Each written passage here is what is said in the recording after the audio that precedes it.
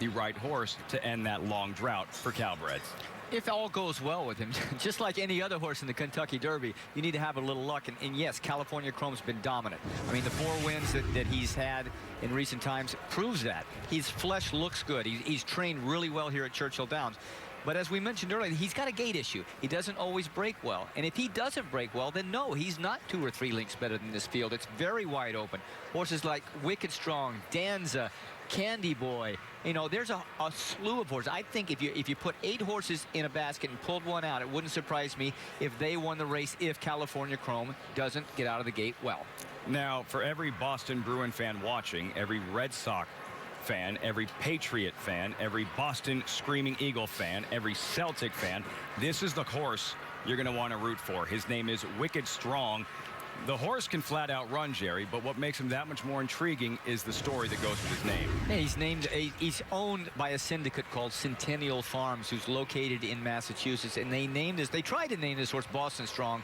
That name was already taken, so they went to Wicked Strong in tribute to the Boston Marathon of last year and the people around it. Now, he's lived up to his name because his win in the Wood Memorial, coming from mid-pack with that strong run down the stretch, was Wicked Strong.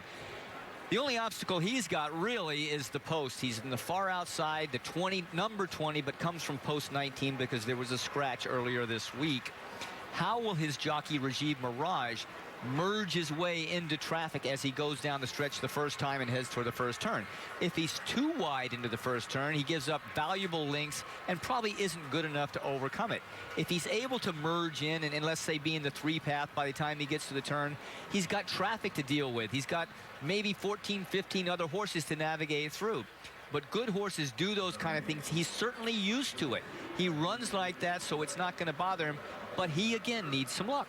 Rajiv Mirage finished 3rd in the Kentucky Derby 3 years ago on Mucho Macho Man, the year Animal Kingdom won. Speaking of riders, you have the high-riding Rosie Napravnik. All she did was win her 2nd Kentucky Oaks yesterday with Untappable. Today, she'll break from the inside with the tiny Vickers in Trouble, Louisiana Derby winner. Yeah, you know, listen, she's on fire right now. Not only did she win the Oaks, as you mentioned, she's just concluded a meet at the fairgrounds over the winter where she was leading rider against every other jockey for the 4th consecutive year. She has more wins at this young meet, a week old at Churchill Downs, than any other rider, all males included. So yeah, Rosie's on fire. She's already won a race today.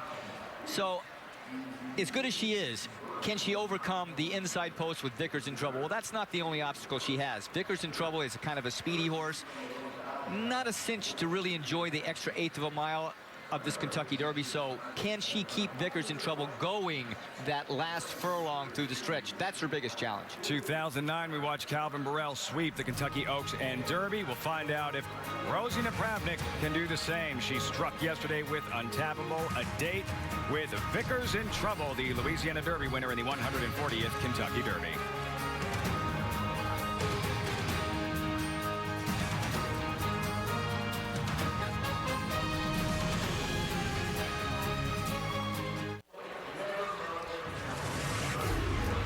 (1997), a thriller in the Kentucky Derby. The gray colt, Silver Charm, Gary Stevens in between horses, free house to his inside. Captain Bodgett coming with giant strides, but it was Silver Charm's heart that separated him from Captain Bodgett and winning the Run for the Roses with Hall of Fame jockey Gary Stevens. Stevens here today at Churchill Downs. He's about to ride Broadway Empire in the Grade 2 Churchill Downs Stakes.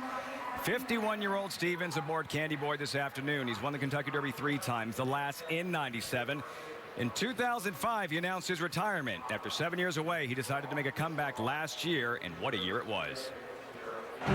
It's the 139th running of the Kentucky Derby. Gary Stevens has come out of retirement. He'll be on the track with Oxbow in the Kentucky Derby. I'm in a way different mental place than I was last year going into the Kentucky Derby, because truly I was just happy to be back in the starting gate. And you have Gary Stevens, who last rode his Kentucky Derby 8 years ago. Maybe a little rust on his boots.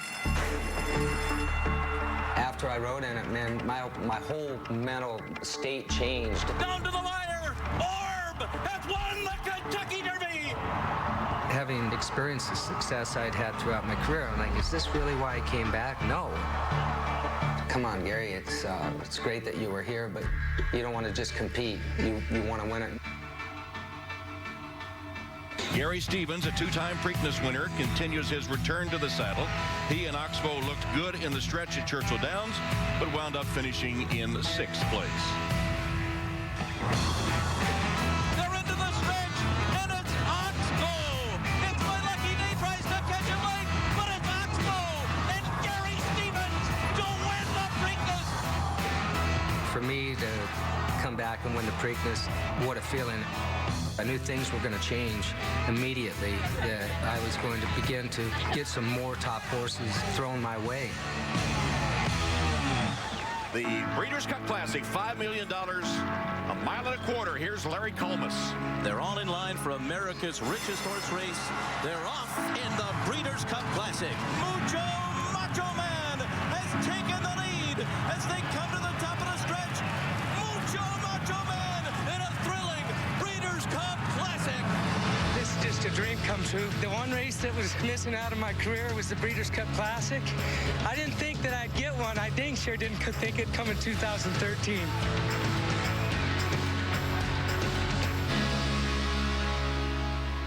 I don't know whether it was the 7 years I had away from the sport or maturity. You know, riding now as compared to before, it was work for me, going out there every day and racing. And now I head off to the racetrack, maybe 2 mounts for the day, and if I can come home and tell my wife and daughter that I won 2 races today, that's 100%, it's pretty cool. I busted my rear to come back, and the carrot that's dangled in front of me is to capitalize on these good horses that I'm riding, continue to enjoy what I'm doing.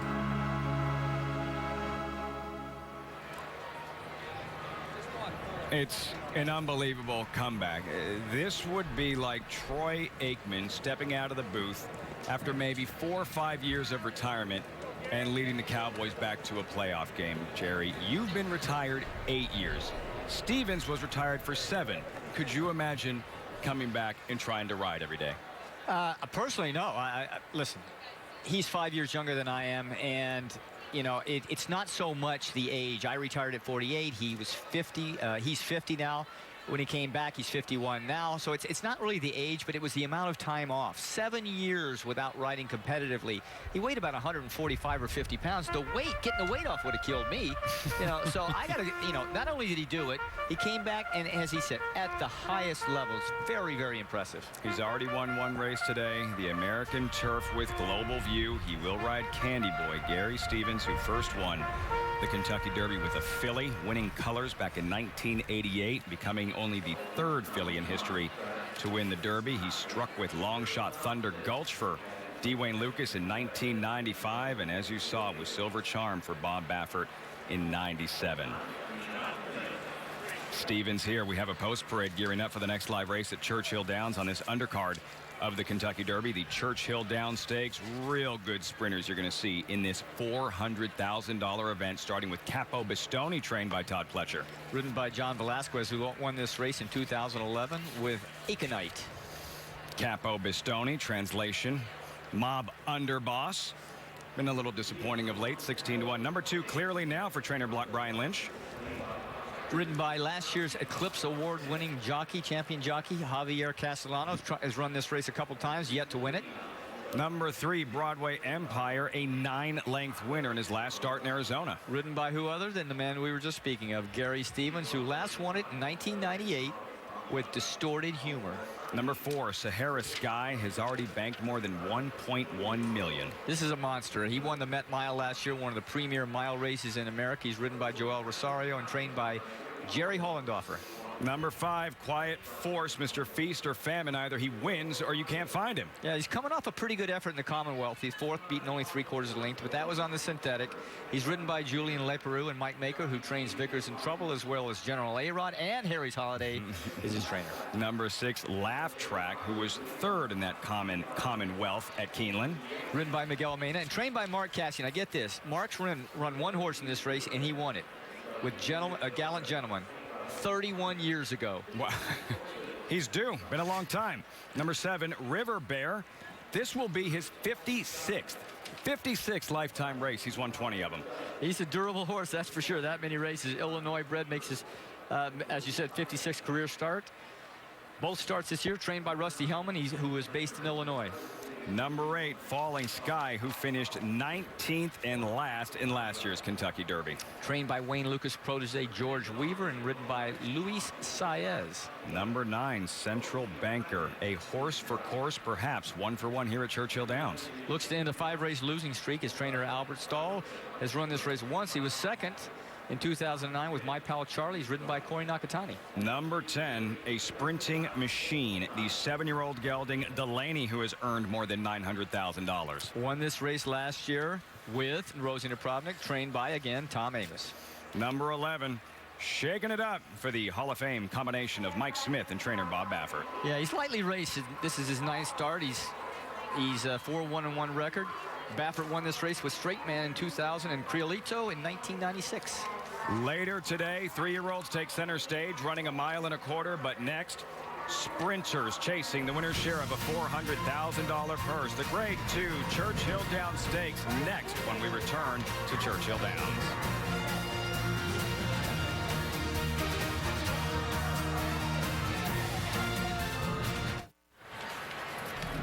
Got it. Aerial coverage provided by Goodyear, the odds-on favorite for superior performance. Goodyear, more driven. It's the first Saturday in May. It could only mean one thing: Derby Day at Churchill Downs in Louisville, Kentucky. The roses. There will be a garland of roses around the neck of the winner for the fittest and finest of 3-year-olds on this afternoon. Pack house. 150,000 plus on hand to witness this springtime tradition that dates back to 1875. It is a gorgeous afternoon in Louisville. Temperature around 70 degrees, not a cloud in the sky, mostly sunny, and a fast main track for the Kentucky Derby.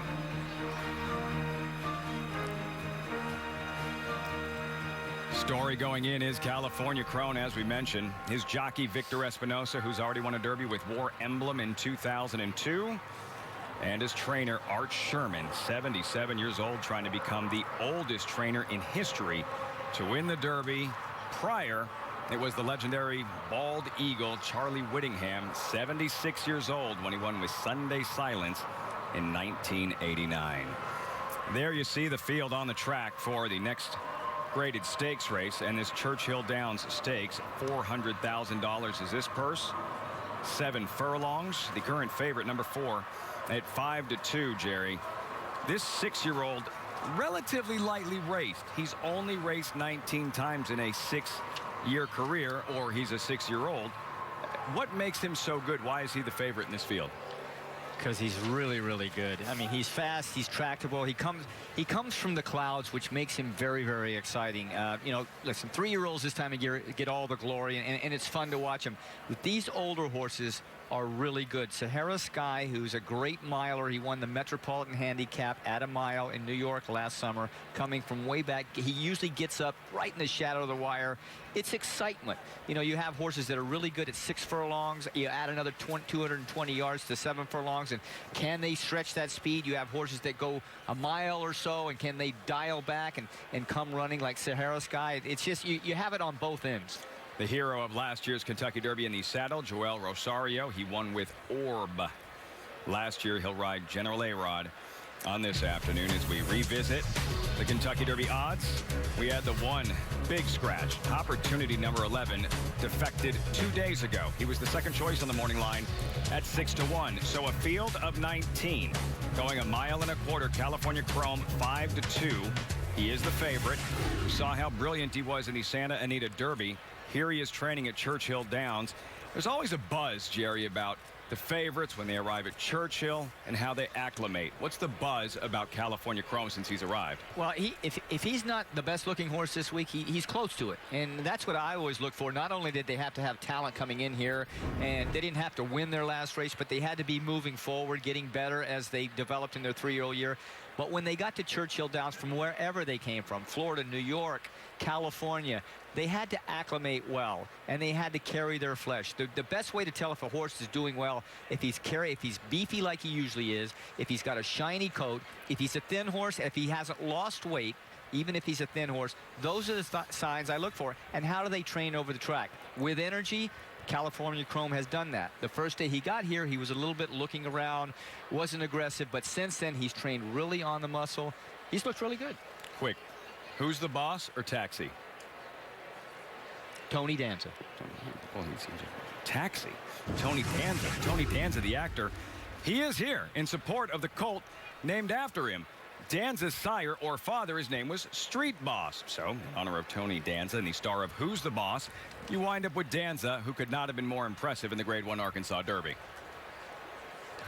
Yeah, he was impressive. I mean, he's only had 4 starts in his life. He broke his maiden back in Saratoga. He ran this year in a 7-furlong race at Gulfstream Park. His only other start in 2014 until he got to Arkansas. So thus he was overlooked. He went off at 41-1 and he won like a pro. He settled back just off the early pace. He came through an opening on the rail and he won going away. Just what you want to see heading to the Kentucky Derby. The question is, does he have enough seasoning? And we didn't see that Arkansas Derby, but he snuck through on the rail, just like Calvin Burrell has done on 3 separate occasions here at Churchill. It's going to be very difficult for Joe Bravo to try and recreate that same run in today's Kentucky Derby as he did in the Arkansas Derby. Upcoming odds for this Churchill Downs Stakes. And we're going to look at Delani, who is 3-1, as we mentioned, has done some of his very best work on this track, Jerry Bailey. Well, he won last year. He won this race last year. So you know he likes the track. You know he likes the distance. He's consistent as all get out. Now, he didn't win his last race. He ran into a buzzsaw called Hayti down in Louisiana, who's a very good horse among the Louisiana horses. So it wasn't a disgrace, and don't think he's off his game.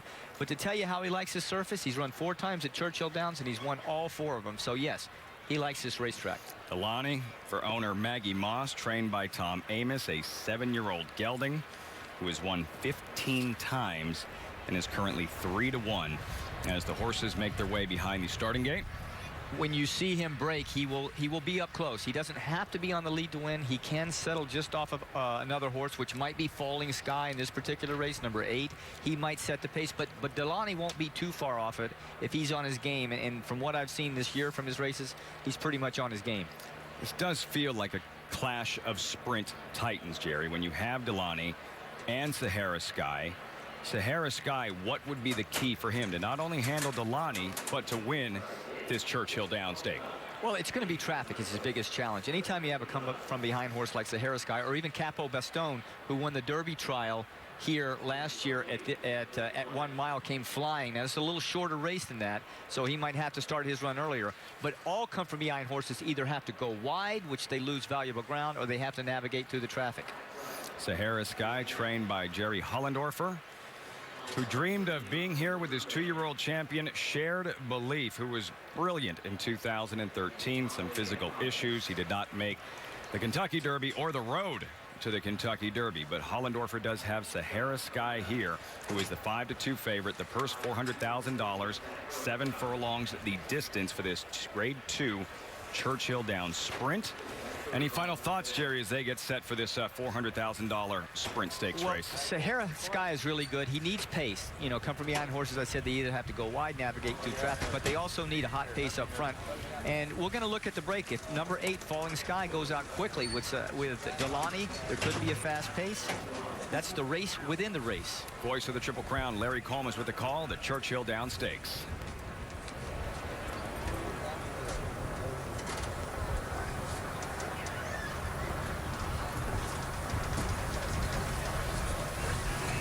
Shaking it up, and Mike Smith go in. They're all in line.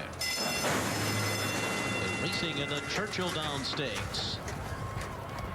Central Banker is going out to take the early lead. Delani on the outside. Falling Sky has speed too. Right behind them are Quiet Force and Broadway Empire. Laugh Track is only 4 lengths off the lead early. On the far outside comes Shaking It Up, and then Sahara Sky. Break of 3 to clearly now. Then River Bear and Capo Bastoni. Running up the backstretch to a 22-1 opening quarter mile. Falling Sky is the leader. Delani to the outside, trying to squeeze through his Broadway Empire. It's a tight spot for him. Third along the the rail with a half mile to go and could not get through there and has to take back. And also steadying there, Quiet Force and Laugh Track had to steady. And now Delaney is the leader. On the inside, Falling Skies, Central Banker is right there running in third. Here's Shaking It Up, rallying up on the far outside. Broadway Empire is trying to get back into it. Clearly now is circling up Extreme outside with a run. And they're coming toward the top of the stretch after a 44 3/2 mile. They're into the stretch. Delaney, Central Banker, Shaking It Up on the outside. Clearly now on the far outside is coming on. Broadway Empire, Sahara Sky never went on. Final furlong here. And it's Central Banker shaking it up. Clearly now on the far outside, shaking it up, and Central Banker head and head, nose and nose. Central Banker would not be denied. Shaking it up second, and then came Clearly Now and Broadway Empire. A slugfest to the wire. Central Banker and Corey Nakatani out dueling, shaking it up, and Mike Smith in the Churchill Down Stakes. Yeah, the favorite's very disappointing. Delaney not being able to hold his speed. Of course, he was challenged early in the race pretty strongly. Sahara Sky and Capo Bastoni not coming with their runs at all, but do give a lot of credit to Central Banker and Corey Nakatani. He's never won a Derby in 16 tries, but he's won a race on the undercard. Maybe he's getting closer. Corey Nakatani 0 for 16 in the Derby, but regarded as one of the best in the nation.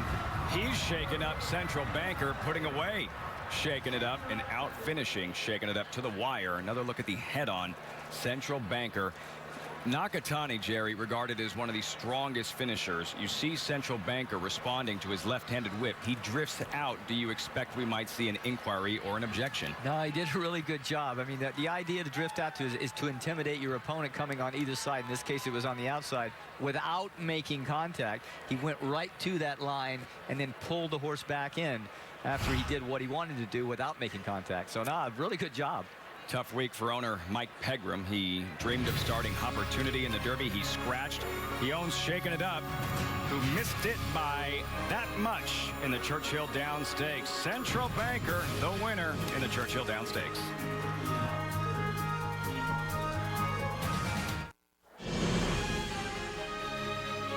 You're watching NBCSN's coverage of the Kentucky Derby, brought to you by TwinSpires.com. Bet the Kentucky Derby at TwinSpires.com.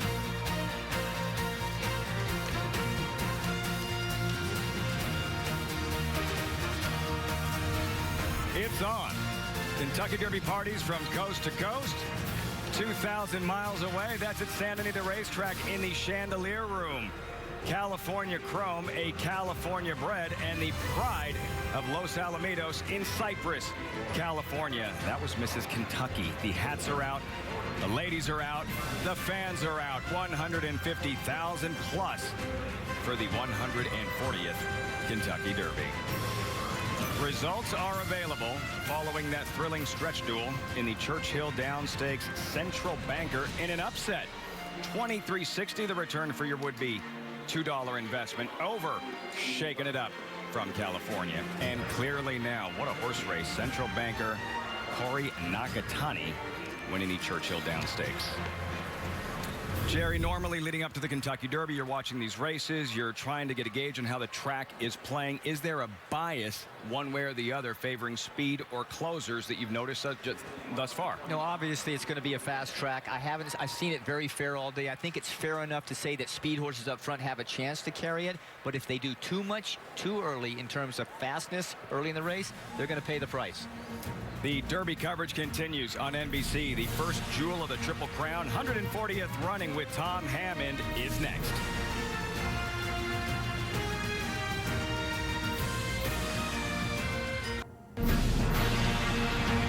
At Churchill Downs, Derby Day begins long before post time for the featured race. It begins, in fact, not long after sunrise, because the gates open at 8 a.m. and the first members of a crowd that will eventually number more than 150,000 begin streaming onto the grounds. What makes this day stand apart, of course, isn't just the race. It's the festivities that surround it all day long. The costume party, with the emphasis on hatwear, and the time-honored mixture of bourbon, sugar, and water, garnished with mint leaves. And with that mint julep in one hand, you can pull out a few bills with the other and place your bets on the horse you think will be draped with a garland of roses at day's end. In the mix on this Saturday, the morning line favorite, California Chrome, bred by his owners for just a little more than $10,000. A horse with connections rooted in Boston, Wicked Strong. And 26-year-old Rosie Napravnik is aboard Vickers in Trouble, riding to become the first woman jockey to win a Kentucky Derby. This year, they'll all run past a brand new piece of the landscape, a 15,000 square foot state-of-the-art video screen. It's the newest attraction at an event now in its 140th installment. This is the Kentucky Derby.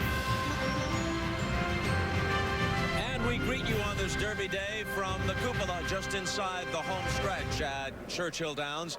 You know, as it happens, since 2007, it's rained every Kentucky Derby Saturday. At least a sprinkle, sometimes a downpour. No such concerns today. Picture perfect day.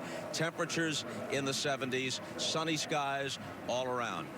19 horses in the field, and with that many horses in the field, the unexpected has almost become commonplace, but still there are the favorites. So let's take a look at the board.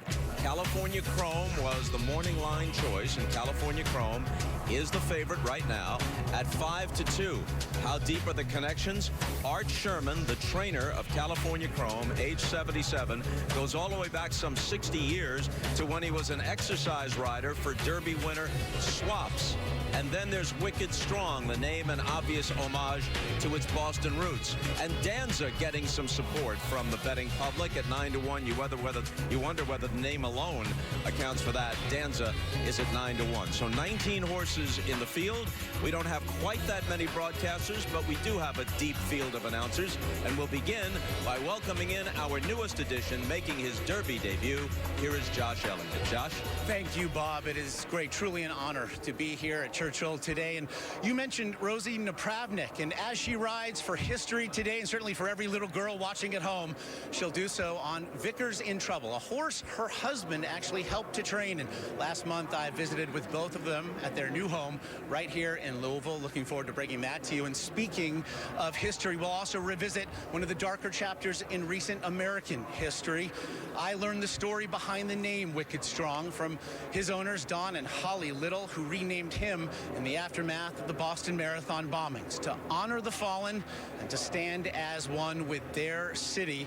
It's a city and a story I know you know very well, Bob Newmeyer. Well, absolutely, Josh. And today's Derby is a contrast of fancy blue bloods versus a modestly bred California Chrome. And this Chrome is shining brightly. 4 straight wins by a total of 25 lengths. He has been terrific of late. As Bob Costas mentioned off the top, the story of Art Sherman back to Louisville after almost 60 years. And when you think about the story of the horse and the trainer, it reminds us of a lyric of an old song. California, here we come. Right back where we started from. Here's Mike Battaglia. All right, Bob. Well, California Chrome is a deserving favorite, but if you like him, don't go to the windows and think you got a sure thing at 5-2 or 2-1. Let's take a look at the betting trends for the past 10 years. Now, the average win odds, almost 17-1, 36.80 for the average winner. Average exacta, $1,455. Trifecta, $20,720. And how about the superfecta? If you catch the super, the average payoff over $151,000. And all you have to do is pick the top 4 horses. Sounds easy. Let's go to Carolyn Maddow. Well, Mike, I don't know much about setting the odds, but I do know that I will have the pleasure of hanging out with some heavy favorites. Tara Lipinski and Johnny Weir, the breakout stars of the Sochi Olympics, will be here to make a mid-julep. They're going to talk fashion, and spoiler alert for you at home, Johnny's hat is must-see television, but it would not survive out where Kenny Rice is. Well, it probably wouldn't, Carolyn. I'm in the cheap seats, and that would still be a $50 seat. And the thing with the seat is you don't get a seat. The smart Derby goers bring their lawn chairs or blankets with them. And another thing, whereas with most cheap seats, you don't have a great view. Probably most of the 50,000 people here in the infield will see maybe 8 seconds of the Derby. All that was in the past. Things have changed this year. For more on that, look up in the sky. It's Donna Brothers.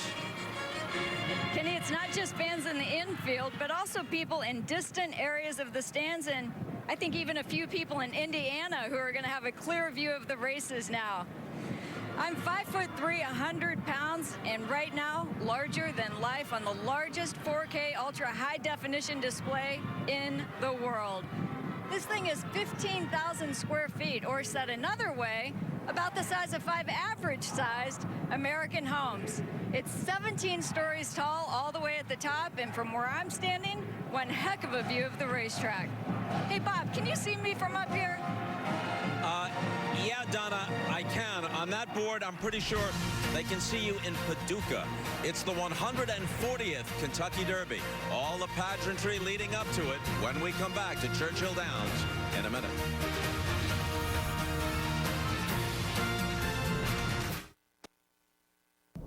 The 140th Kentucky Derby, presented by Young Brands, is brought to you by Mercedes-Benz. Experience truly great engineering today at your authorized dealer. By Longines, the official watch and timekeeper of the Kentucky Derby. And by Geico. 15 minutes could save you 15% on car insurance. The history and tradition of the Kentucky Derby have been building through the years for almost a century and a half now. Today, the 140th chapter on a beautiful day. The temperature right now is 71 degrees. The track is listed as fast. The total purse, $2 million today in the Derby, $1.2 million to the winner. Now, exactly 50 years ago, in 1964, a 12-year-old lad from nearby Lexington attended his first Kentucky Derby. There he saw Northern Dancer win the Run for the Roses. That young man was named Tom Hammond. He has long since fulfilled a childhood dream of being the voice of the Kentucky Derby, and he has those duties for us again today. Tom. Indeed, Bob, and thanks for the errant math on the age at that time. But what a day that was when Northern Dancer set the Derby record, 2 minutes flat for the mile and a quarter, later to be broken by Secretariat. And who would have guessed that day that he would go on to be the most influential thoroughbred sire in modern times? Well, today, about now, we're usually talking about how wide open the Derby is, but this year we have a solid favorite. He's California Chrome, winner of his last 4 races by a combined total of nearly 25 lengths. He's attempting to become the first California-bred Kentucky Derby winner since decidedly in 1962. And unlike last year's winner, Orb, who represented racing's blue blood connections, California Chrome represents every man. And if you don't know his story, you'll be amazed as we tell it during our coverage. But for now, let's set the starting gate for the 140th Kentucky Derby. 19 horses with Vickers in trouble on the inside. Winner of the Louisiana Derby. Harry's Holiday beating the nose in the Spiral, 13th in the Bluegrass. Uncle Si, 5th in the Wood Memorial. Danza has raced only 4 times, winner of the Arkansas Derby. California Chrome, the favorite, has won 4 straight, including the Santa Anita Derby. Samrot, 1 career loss. That was the 2nd in the Wood Memorial. We Miss Artie, one of 4 Pletcher-trained horses. He took the Spiral. General A-Rod, 3rd in the Florida Derby. Vince Ramos, last in the Bluegrass after a 2nd in the Tampa Bay Derby. Wildcat Red, 2nd in the Florida Derby. Dance with Fate took the Bluegrass Stakes. Cheetu, winner of the Sunland Derby. Medal Count, who was 2nd in the Bluegrass. Tapature, 4th in the Arkansas Derby. Intense Holiday, 2nd in the Louisiana Derby. Commanding Curve, who was 3rd in that same race. Candy Boy, 3rd in the Santa Anita Derby. Right on Curlin, 2nd in the Arkansas Derby. And Wicked Strong, who triumphed in the Wood Memorial. That's your field of 19 for the 140th running of the Kentucky Derby. Randy Moss, our expert, joins us now. Jerry Bailey will be along a little later. But you know, it's a little unusual. Mike Battaglia made California Chrome 5-2 on the Derby morning line. With 19 horses in the field, those are pretty impressive odds. Well, one way to tell how eye-catching the California Chrome has been are the current odds that you just saw. Right now, 5-2 on Chrome, 7-1 on Wicked Strong, and if that holds, it would be the largest odds discrepancy between a Derby favorite and the second betting choice in 13 years, since Point Given was 9-5 back in 2001. Now, Point Given finished 5th, I think, because he was too close to a fast pace, and that's also a concern for California Chrome. All right, if there is an upset, the primary contenders, according to the bettors, would seem to be Wicked Strong and Danza. And a fast pace would help both those horses, Wicked Strong especially. Now, he got sort of a dress rehearsal for the Kentucky Derby in the Wood Memorial when he lagged behind a very fast pace in the Wood Memorial and had a wicked stretch kick, but his far outside post position could be a problem. He has to avoid a very wide trip. Danza slipped through the rail in the Arkansas Derby to win by 4 3/4 lengths at odds of 41-1. And the way he's been training since that race here at Churchill Downs indicates that might have been a shocking result, but it was no fluke. So 41-1 down to 9-1 in the Derby. Well, this is a huge complex, Churchill Downs, 137 acres. Of course, the Twin Spires, the most noticeable feature, the iconic Twin Spires all on the grandstand at Churchill Downs. Got to have a pretty hefty bankroll to get a seat up on Millionaire's Row, but not for the infield. And they might see a horse with the big screen now. Jockey's Room is where the riders hang out between races. The stars of the show, the horses, they're back in the barn area. They're in the stables. The paddock is where they'll come to have the saddle applied, and all shooting, of course, for that finish line at the Kentucky Derby. And let's welcome in Carolyn Mano now, enjoying her first Kentucky Derby. Carolyn? Well, thank you, Tom. As you know, fashion and the Kentucky Derby go hand in hand. In the early 20th century, women would show up to Churchill Downs to show everybody what they were wearing. We didn't have Twitter. We didn't have Instagram. We did not have Olympic figure skaters Tara Lipinski and Johnny Weir. But I am so glad that we do, as they are joining us now to discuss fashion at the Kentucky Derby. And Johnny, we just have to start with your hat. It is amazing. Please tell us about it. Well, it's all about victory today, and I wanted to show Pegasus, clean, pure, fun, feathers, and that's what the Derby's all about fashion-wise. Can we please take note of my favorite part? Sure. The golden hoof.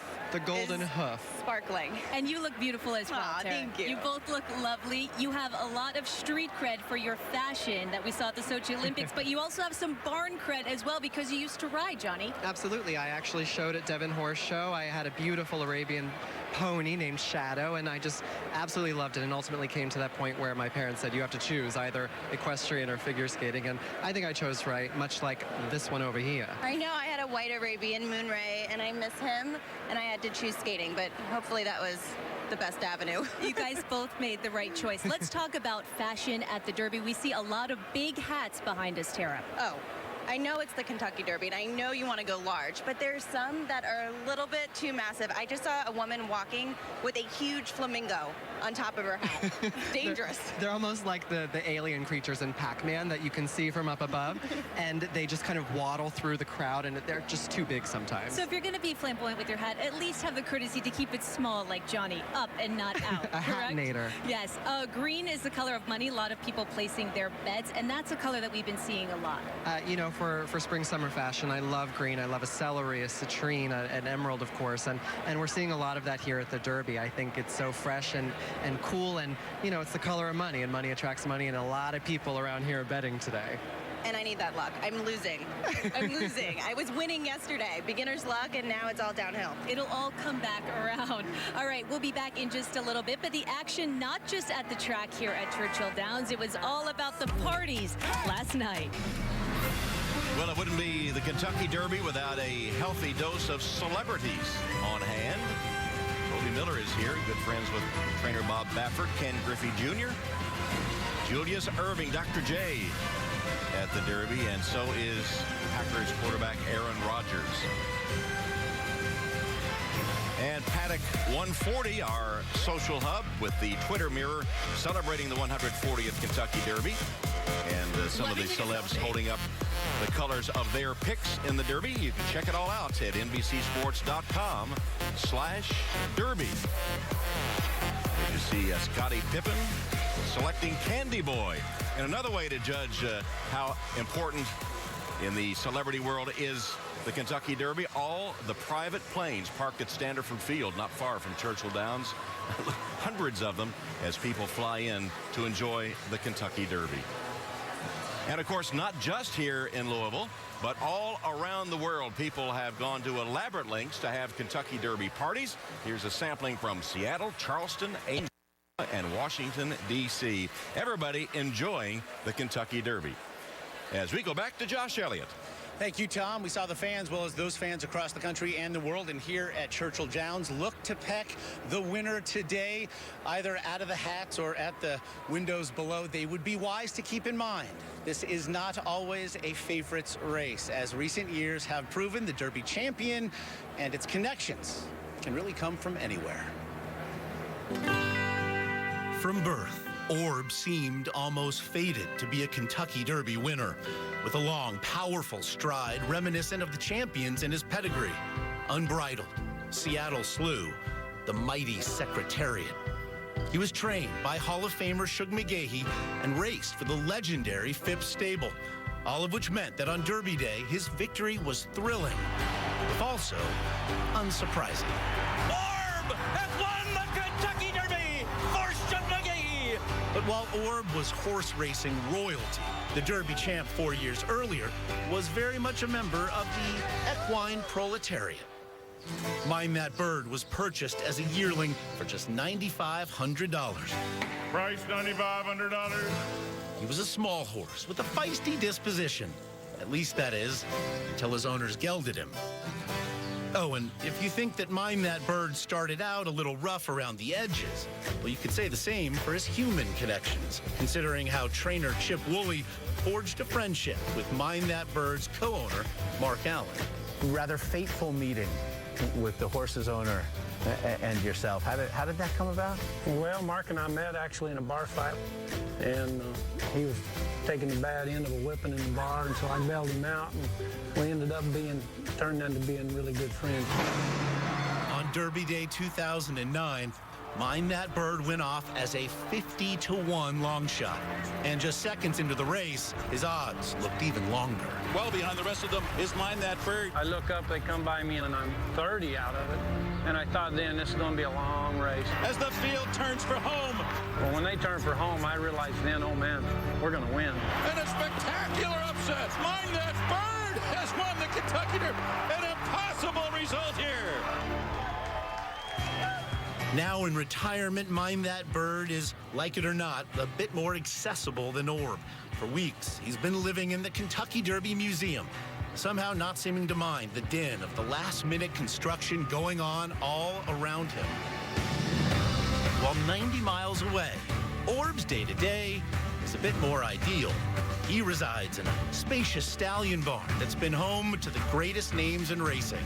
With his first-year stud fee set at $25,000, he is taking well to a life to which we should all aspire. We talked about the good life. They don't want for anything. Whatever they need, they get. It's not so much the money as if he can produce another one like him. Yeah. That's what everybody's trying to do. The ultimate goal is to raise champions. Orb and Mind That Bird, one of high-born stock with every advantage. The other, the longest of shots without lineage or much of a chance.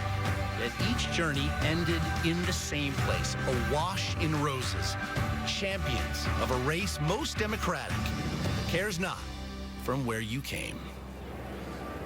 Why they run the race for the best reasons of all. We mentioned connections can come from anywhere, and Bodie Miller, one of the great alpine skiers of all time, his wife Morgan, just one example. Bodie, again, good friends with Bob Baffert, who has Chi2 running in the Derby today. His son actually named after you, and I know that you've been coming here since 1999. What brings you back year after year after year? In the beginning, it was, I mean, I've been a fan forever, but in the beginning it was, you know, I had sponsors, and they, you know, Visa was, I was working with them, and they brought me the first couple years, and each year when you come here, it's not work. I mean, it was work at the time. They were asking me to come, but I felt privileged just to be able to come and experience this. So, once I had a chance to come back voluntarily, I absolutely took it. And the Barnstable Brown Party and Gala and Twins have been awesome hosts for me for now 10 years, I think. And, it's an awesome pleasure to bring my wife back and get her into it. She loves getting dressed up, and she's an athlete, so likes the athletic component too. Morgan, only here on the first Saturday in May would that headdress be considered a bit understated? So your thoughts seeing everything here today, 150,000 people strong. I mean, it's amazing. The pageantry here is incredible. The dresses and the variety of hats is so fun. I mean, compared to last year on Oaks Day, with between my heels and my hat, I was 7 feet 1 inch tall. So I figured this year I would tone it down a little bit with a little bit more of an understated hat and some flats. So, it's just one of those things where being the size that I am, I can really go any direction and wear any sort of dress and any sort of hat, and it just is totally widely accepted. All right, we have 150,000 experts here today. I'm going to turn you into 2 more. Who do you like today? I'm a horse person. I think California Chrome is the best horse in the field. It's going to be a test, but when it's a little dusty, the track's fast. I think the closers are going to struggle a little bit making that last push, and I think California Chrome is going to run 12s, the last 2 furlongs, which I don't think anyone can touch. I think he's going to run away from the field. You were watching the piece, though. You said anybody's race. Who do you like? Yeah, I think, California Chrome, the story is amazing, and I think that's why a lot of people are pulling for that horse, but I really think today is anybody's race. Bodie, Morgan, thanks for joining us today. Great to see you both. Tom, back to you. All right, Josh, the world's best human athletes can certainly appreciate these magnificent thoroughbred athletes. And much more to come on Derby Day 140, the story of Derby favorite California Chrome. You'll fall in love with a horse, his owners, and trainer. A visit with Rosie Napravnik, a quest to become the first female jockey to win the Derby, and the ultimate mint julep.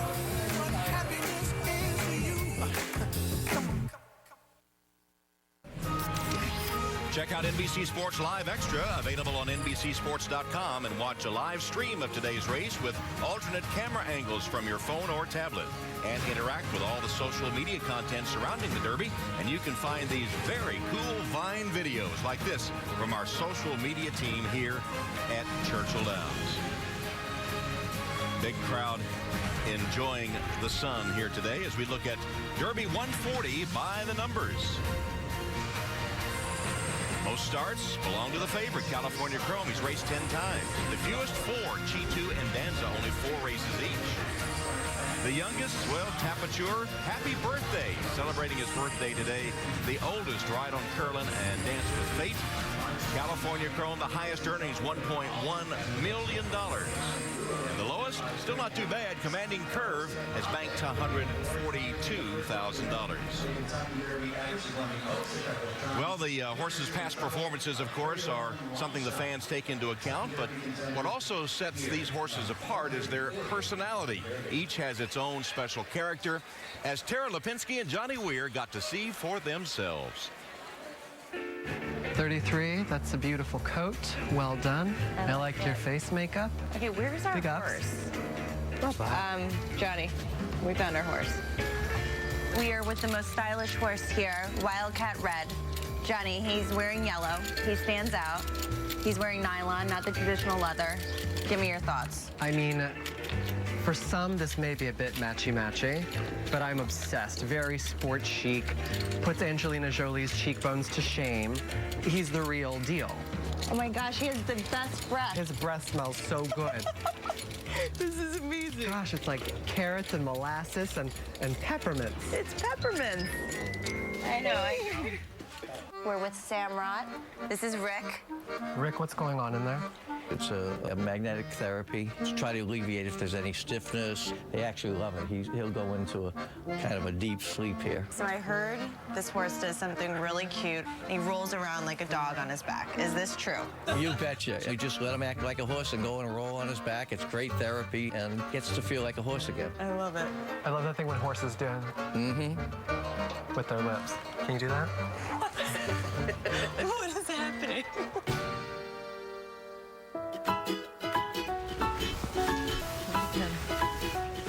California Chrome. I feel like he's so not impressed with us. How California is I that? think he's impressed with these. These are his lucky cookies. Okay, after this, you need to hide them because he's had enough. He has a race tomorrow. Good boy. I wonder what's in those. Crude fiber, crude fat. Crude fat. What do you think about that? Oh, no. Oh, he wants more. He's gonna kick you. Good luck tomorrow, babe. Good luck. Good luck. No more cookies Have a for good you. one. This is amazing. My favorite part is the face, so give it to me. Oh my God, this is so weird. It's all about the lips. It's all about the lips. You both have a unique set of personalities yourselves, as do the horses, and we're about to make a very unique mint julep. Chris Morris, who's the master distiller at Woodford Reserve, is with us. The price tag on this, Chris, $1,000. Tell us why as we make one together. Well, $1,000, first of all, goes to a great charity. All the proceeds go to Old Friends, a thoroughbred retirement community, and now over 137 horses have been saved by our efforts. That's wonderful. So what do we have in this $1,000 mint julep? Get a beautiful cup, and with it, we're going to have a rose enthused theme this year because this is the running for the roses. Absolutely, we're going to add candied rose petals. Can I to this try one of julep. those? I'm having some. anything candy. It's like candy. Yeah. And this is my first mint julep, too. What so else this do is we gonna be have in exciting. So we're going to add to that some mint syrup. Okay. That's a lot of and syrup. Ice, and our ice has been made from rose water, so we continue that rose theme. Soft, delicate ice, crushed ice. And how about the real stuff? What's the real stuff? The real stuff going in is Woodford Reserve, the official bourbon of the Kentucky Derby. In a beautiful glass. Beautiful cup. And then a sterling silver sipping straw that's been plated with 24 karat gold. What else would you drink out of? That's right. Obviously. A sprig of mint and more ice. And you have got the ultimate $1,000 mint julep. Absolutely unique. And again, all the proceeds go to a great cause. Tom, cheers. All right, Carolyn, I bet Johnny will roll his lip when he sees that. He might even whinny for us. And of course, they say if you fall off a horse, get right back on. In their youth, they might have fallen off, but yesterday they were back on board. And when we come back, we'll hear from Rosie Napravnik, who won the Kentucky Oaks 2 years ago aboard Believe You Can. And just yesterday, she took home the Lilies yet again aboard Untappable. Can she win her first Kentucky Derby today?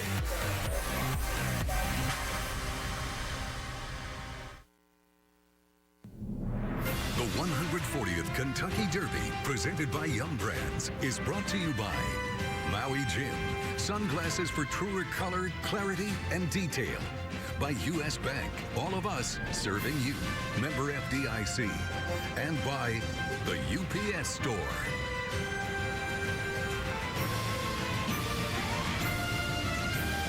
Aerial coverage provided by Goodyear, the odds-on favorite for superior performance. Goodyear, more driven. Well, we'd like to know who you think will win the Kentucky Derby today. Just go on Facebook and vote for your favorite at facebook.com/NBC Sports. There are your choices.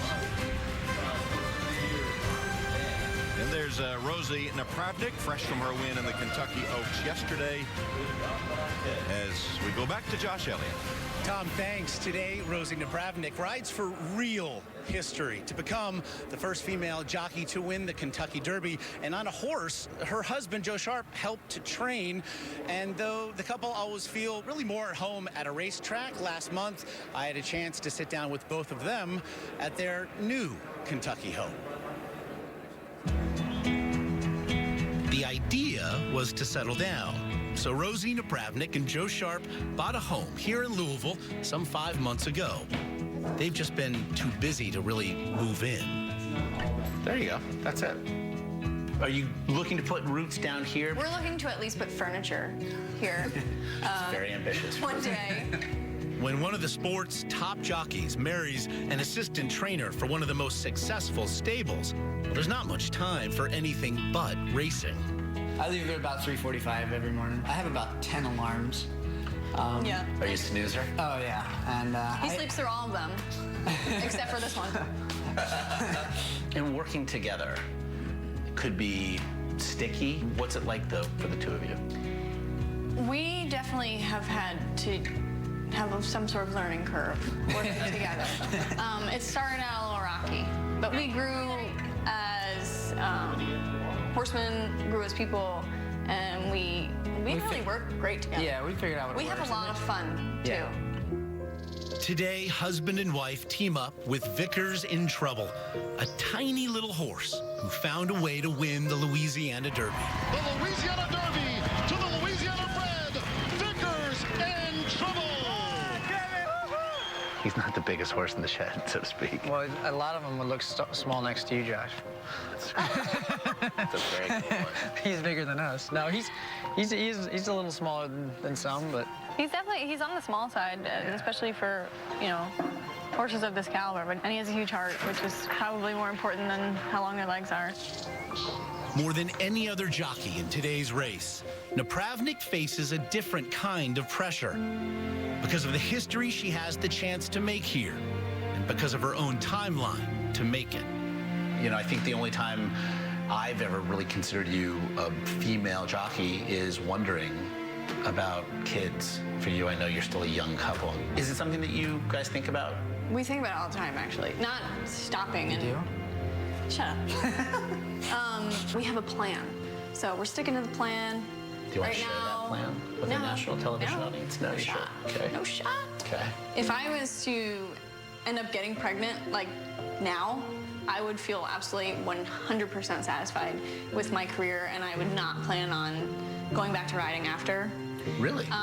Yeah, but that's not the plan. I have a few more things that I would like to accomplish before that, so. Might one of them be winning a certain race on the first Saturday in May? It might be, yes.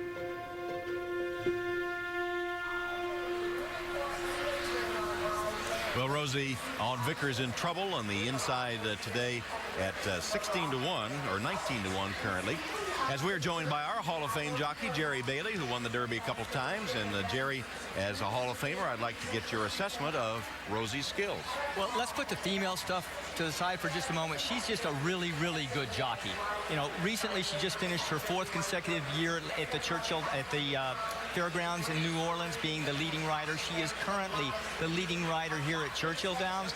She's 5th in the nation in Money Worn, our benchmark.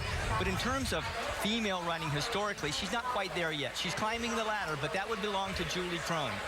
Rosie Napravnik has about 1,800 wins. Julie has 3,000. But if she continues to go on the pace that she is, I have no doubt that she will be the leading female jockey of all times. Well, she's on a long shot here trying to be the first female jockey to win the Kentucky Derby. And this was the scene in yesterday's Kentucky Oaks with Rosie aboard the winner, Untappable, a filly trained by Steve Asmussen, who has been at the center of controversy over the last several weeks and under investigation from agencies in Kentucky and New York. Asmussen's contender in the Derby today is Tapiture. And for more on his situation, we go back to Bob Costas. Okay, Tom, the investigations of Steve Asmussen you just mentioned resulted from complaints filed by the animal rights organization PETA. PETA released the results of its own undercover investigation in March, and it led the trainer to relieve his top assistant, Scott Blassie, of his duties. But Thursday, Asmussen told me that he himself has done nothing wrong. In the spring and summer of 2013, here at Churchill Downs and at Saratoga, PETA had someone working for you, but that someone was also an undercover investigator, and she came away with some 7 hours of tapes that PETA claims contained some very damning information.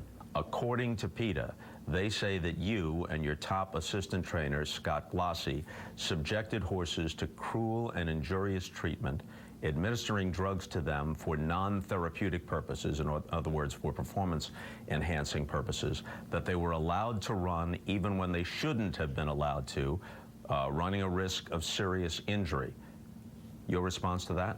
It's horribly misleading and untrue. It is simply false. For somebody to secretly tape you for 5 months and not come up with one actual rule violation. If you read the complaint and there is not one actual rule violation that they say. They say the tapes reveal that one of your jockeys, Ricardo Santana Jr., who will be aboard Tapiture in the Derby, used an electronic device to shock a horse to cause the horse to run faster, which of course is illegal. Is that true? That is not true. That's absolutely ridiculous. And there's governing bodies in this sport that make sure that that isn't. Their stated goal is to abolish horse racing.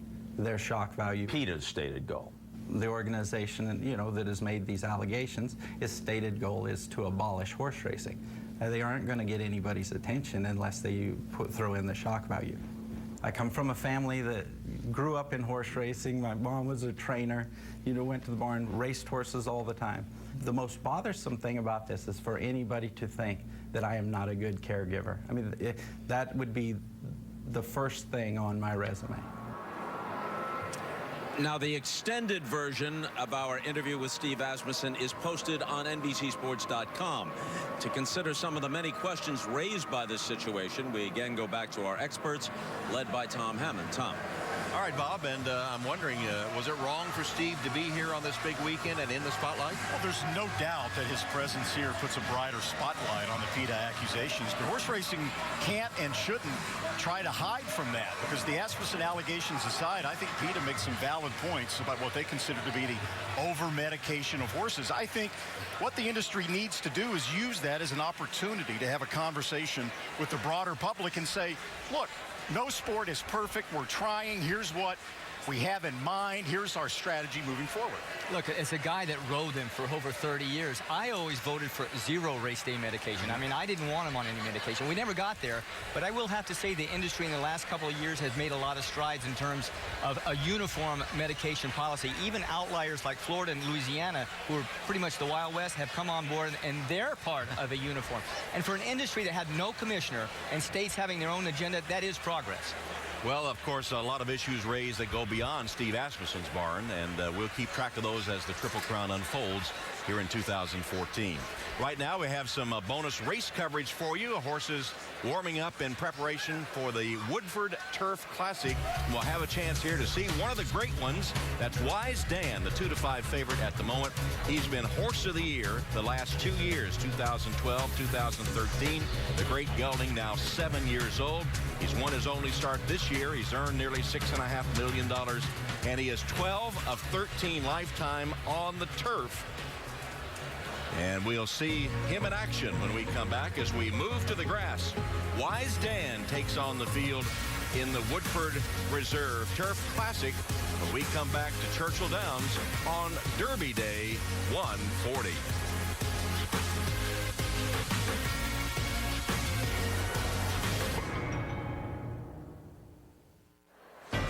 The best in the game head to TPC Sawgrass and golf's greatest stadium. The Players Championship begins Thursday at 1 Eastern on Golf Channel and continues next Saturday at 2 on NBC. The Players, part of NBC Sports Championship season. And what a great treat for all of the folks in the fine hats to be able to see one of the great racehorses in action here on Derby Day. And there is Wise Dan. He is the overwhelming favorite to win the Woodford Reserve Turf Classic, which is coming up just at 1-2, as you see. He's only lost one time on turf, and I don't think I'm amiss calling him great, am I? No. I mean, we always say horses aren't machines, but this is about as close as you're going to come to it. He wins seemingly every time. He won this race last year by a record margin of 4 3/4 lengths. Probably the only way I can see him getting beat, Jerry, is number one, post position. The other jockeys are going to try to conspire and put him in a box on the rail. Look, if I was riding against him, the jockey's job is to make the easiest trip on your horse and the toughest on everybody else. Yeah, they've got to try and box him in. But he was boxed in last summer in the Firecracker Handicap, and he got out because he's got so many quick moves. His acceleration is so instantaneous. All he needs is the smallest of seams between horses or on the hedge to run through, and he's through there in a shot. Trainer Mike Maker has 2 horses in here trying to beat Wise Dan.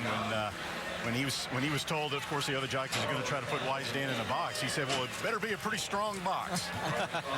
Charlie Lopresti, the trainer of Wise Dan, owned by Morton Fink, who bred him.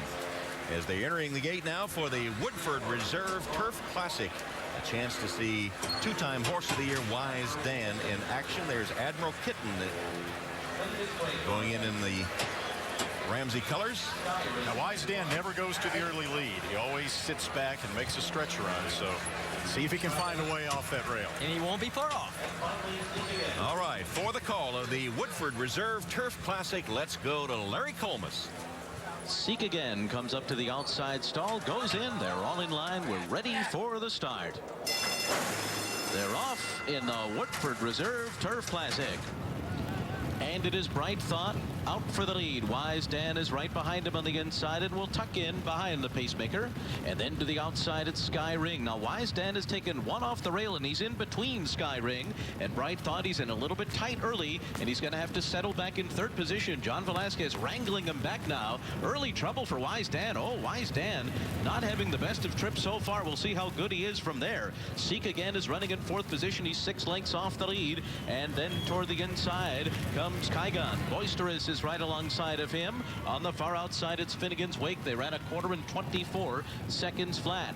Then we come back to Morrow Tap, Admiral Kitten, and Guy's Reward. And they make their way onto the back stretch, where it is Bright Thought the leader by a length. Sky Ring second. Wise Dan now with clear running room in third, and he's just 2.5 lengths off the lead. Seek again follows in fourth.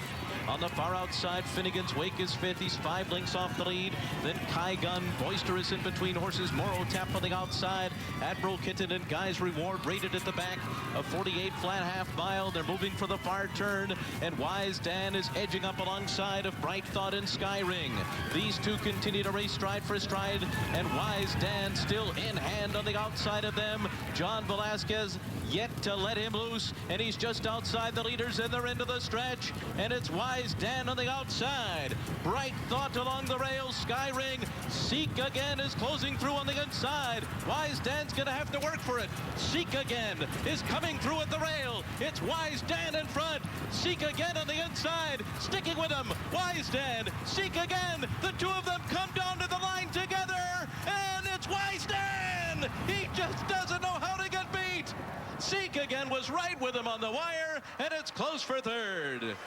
Wow.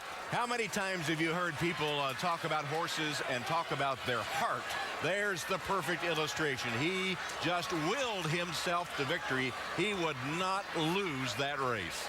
Champions win even when it's not their day. This might not have been the most brilliant performance Wise Dan ever had, but he found a way to get it done. And he had a little issue early on in the race that took a little bit out of him. He was wide on the first turn. We'll watch him as he comes by the stretch. Now, Johnny Velasquez's job is twofold. Don't get caught up in an early pace duel and get him out in the clear. That's why he pulled him out. Now, Wise Dan thinks, okay, you're going to let me run. Well, no, not yet. So he that's wants why to go, though, doesn't he? Oh, yeah, that's exactly what he wants to do. But John Velasquez is pulling on him. He's done this before. In fact, he did it in his last race. Not this dramatically, but he has tended to fight restraint in the past before. What I thought was interesting was the stretch run. When the horse comes up on the inside and looks like he might have Wise Dan measured, watch Velasquez steer Wise Dan over to that other horse to let him get competitive. Get him right up next to that horse. Yeah, Johnny Velasquez, his jockey, looked outside first, and then he did see the horse on the inside coming, and Wise Dan, more importantly, saw him as well. Oh, yeah. And stuck his nose in front of the wire. We talked about competitiveness and heart, and that's why Velasquez wanted him to see the competition, because he knew Wise Dan would fight back if he saw that he was in danger of losing. He did not.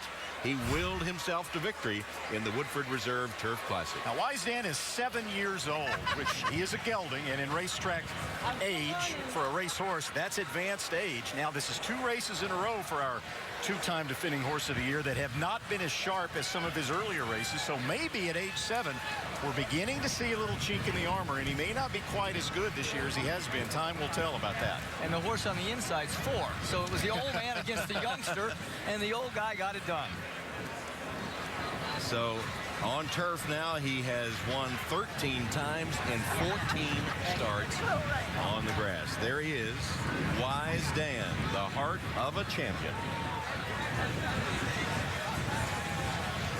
Well, lots more to come after the break on a beautiful Derby day in Louisville. It's the first Saturday in May, and Louisville's finest wait with anticipation. See the best horses run for that garland of roses. Plenty of racing, beautiful people, high fashion, and of course mint juleps. The top contenders await their moment to shine here at Churchill Downs on racing's biggest day.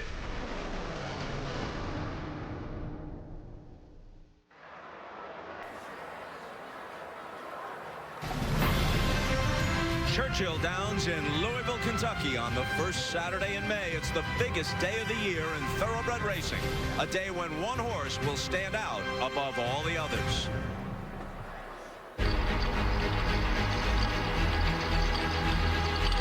They have just about every origin you can think of. But no matter where they come from, the names of all thoroughbred racehorses are chosen with the same intentions. Orb have won the Kentucky Derby!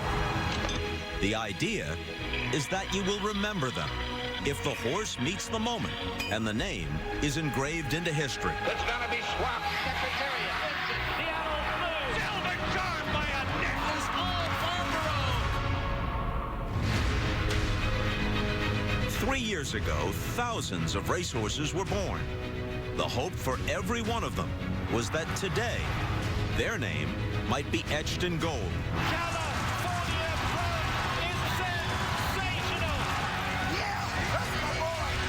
California Chrome has drawn comparisons to great champions of the past and offered a reminder that sometimes top racehorses can seem to come out of nowhere. Wicked Strong wins it, going away. Wicked Strong has owners scattered across the country, but his name is a tribute to emotional roots in Boston. There are names of jockeys, too. Names that will stand out in a field of contenders, like the ageless Gary Stevens, eyeing another big win. Maximo and Gary Stevens to win the Preakness. And the pioneering Rosie Napravnik, eyeing to make big history. Rosie Napravnik to win. In the center of one of sport's most storied and singular traditions, they're all racing for the same objective, to take their place on this trophy, to engrave a new name into history at the 140th Kentucky Derby.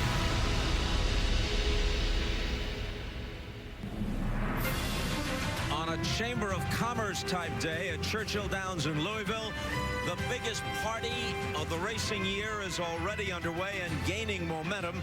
As always, the hats are a highlight, and the mint juleps are the beverage of choice. The crowd is looking forward to the featured race of the afternoon, which goes off in just about an hour and a half. So we welcome you once again, if you're just joining us, to this 140th running of the Kentucky Derby. A while ago, I referred to Tom Hammond's first visit to Churchill Downs. He saw Northern Dancer win the Derby exactly 50 years ago in 1964. I said he was 12 years old, maybe because I was 12 years old in 1964. Tom, here's my advice. Just go with it. Just go with it, Tom. I always value your advice, Bob, so from now on, that's what I'll do. And we just saw a great race, the Woodford Reserve Turf Classic, won by Wise Dan. Charlie LaPresti, his trainer, give him a hug. There's a man who loves this horse, and why not? Wise Dan moves past John Henry and Ali Sheba on the career earnings list, now more than $6.7 million. Didn't make much money if you bet on him, as you see, but you got to see a great one in action in a terrific race as he won by a scant nose. And, of course, we'd like to welcome in Jerry Bailey. And, Jerry, we heard earlier Randy's assessment of the favorite, California Chrome. So I'd like to hear your take. I'm a fan. I've been thoroughly impressed with all of his races this year, the last two especially, better than the previous one. But I've also been impressed by his physical appearance here at Churchill Downs. He's looked as good almost as any horse here. The first day here, he wasn't too aggressive here, but now he's gotten back into his regular routine. But he's not without his own issues. He has his Achilles heel, and that is he doesn't break well all the time. So even California Chrome, as great as he is going to need some luck in this race. Well, of course, he's never raced outside California either and has had things mostly his way. We'll find out how good he is today. How about highlighting one of the intriguing long shots for us? Well, you could do a whole lot worse than just finding the horse ridden by Calvin Borel, which in this case is Arkansas Derby runner-up Ride On Curlin. Borel actually put himself into the Hall of Fame by winning the Derby 3 times in a 4-year span. Street Sense in 2007, Mind That Bird, the big long shot in 09. There's Calvin, and of course Super Saver in 2010. All those 3 came up the rail, which is Borel's trademark. That'll be tougher today because of the outside poster ride on Curlin. But if you had placed a $2 win bet on each of Burrell's 11 previous Kentucky Derby mounts, so far, you'd have a profit of 504%. How about that? I'm anxious to see how he gets to the rail from that outside spot. Well, let's review how they'll enter the starting gate for the 140th Kentucky Derby. 19 horses, Vickers in Trouble, and Rosie, winner of the Louisiana Derby. Harry's Holiday beating the nose in the Spiral, then finished 13th, next to last in the Bluegrass. Uncle Si, who was 5th in the Wood Memorial in New York. Danza has raced only 4 times in his career, but he won the Arkansas Derby. California Chrome, he's the favorite, 4 in a row, including the Santa Anita Derby. Samrat, who has only 1 career loss, that was a 2nd in the Wood Memorial. We Miss Artie, one of 4 Todd Pletcher-trained horses, took the Spiral Stakes. General A-Rod, 3rd in the Florida Derby. Vince Ramos, last in the Bluegrass Stakes, but he had finished 2nd earlier in the Tampa Bay Derby. Wildcat Red, 2nd in the Florida Derby. Dance with Fate, who took the Bluegrass Stakes. Cheetah, trained by Bob Baffert, winner of the Sunland Derby. Metal Count, 2nd in the Bluegrass. Tapature, 4th in the Arkansas Derby. Intense Holiday, who's 2nd in the Louisiana Derby. Commanding Curve, 3rd in that same race. Candy Boy, 3rd in the Santa Anita Derby. Ride on Curlin, 2nd in the Arkansas Derby. And Wicked Strong triumphed in the Wood Memorial in impressive fashion 4 weeks before the Kentucky Derby. And let's go down to the barn area now, to the stable area, and check in with Bob Newmeyer. Well, way back when, the word wicked meant evil or sinister, and today the word wicked means, well, good. And Wicked Strong, trust me, is a very good horse. He's trained beautifully this week at Churchill Downs. Connections to worried about possible distractions with all the hubbub and the 150,000 fans here at the Downs today. Of course, he's owned by a group of people in Boston who promised to donate 5% of their Triple Crown earnings to the One Fund that supports, of course, the victims of the Boston Marathon bombings. Sounds to me like a wicked, nice gesture. Lafitte?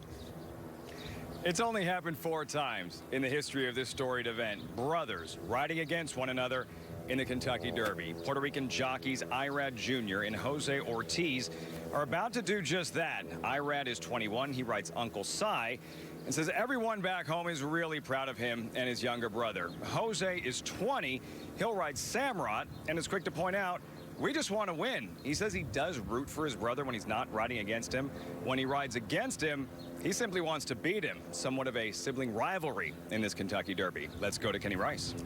Thanks, Lafitte. You mentioned Uncle Si. He is a long shot today, but he will be cheered on by thousands who overcome far greater odds every day. Some of them are here today, including from the U.S. Army Special Forces, Scott Schrader, as well as family members of fallen heroes. Wounded Warrior Stable donates 10% of Uncle Si's earnings to help various veteran groups throughout the country. And he proudly wears on his silks a Purple Heart. Uncle Si has yet to win that big race, but you can truly say in every race so far he has shown courage and determination, much like those he represents every time he steps on the track. Tom? All right, Kenny, those silks pretty much tell the story with that Purple Heart. As we join the Vice President of Communications at Churchill Downs, John Asher. Ladies and gentlemen, please rise and look to the Kentucky Derby Winner's Circle as Grammy Award nominee, 6-time #1 country music bestseller, Jody Messina performs our national anthem.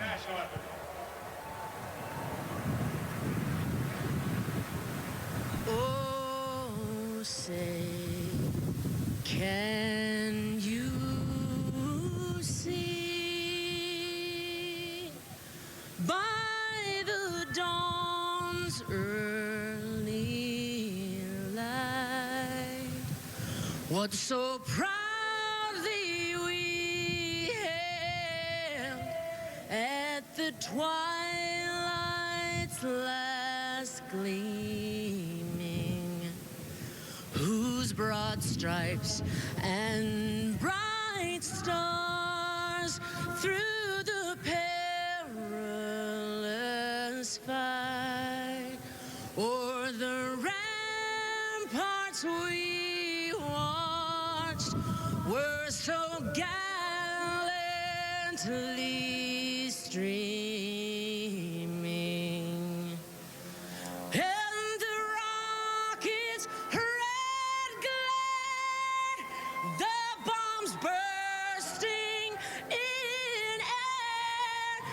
gave proof through the night that our flag was still there. Oh, say does that star-spangled banner yet wave o'er the land of the free and the home of the brave?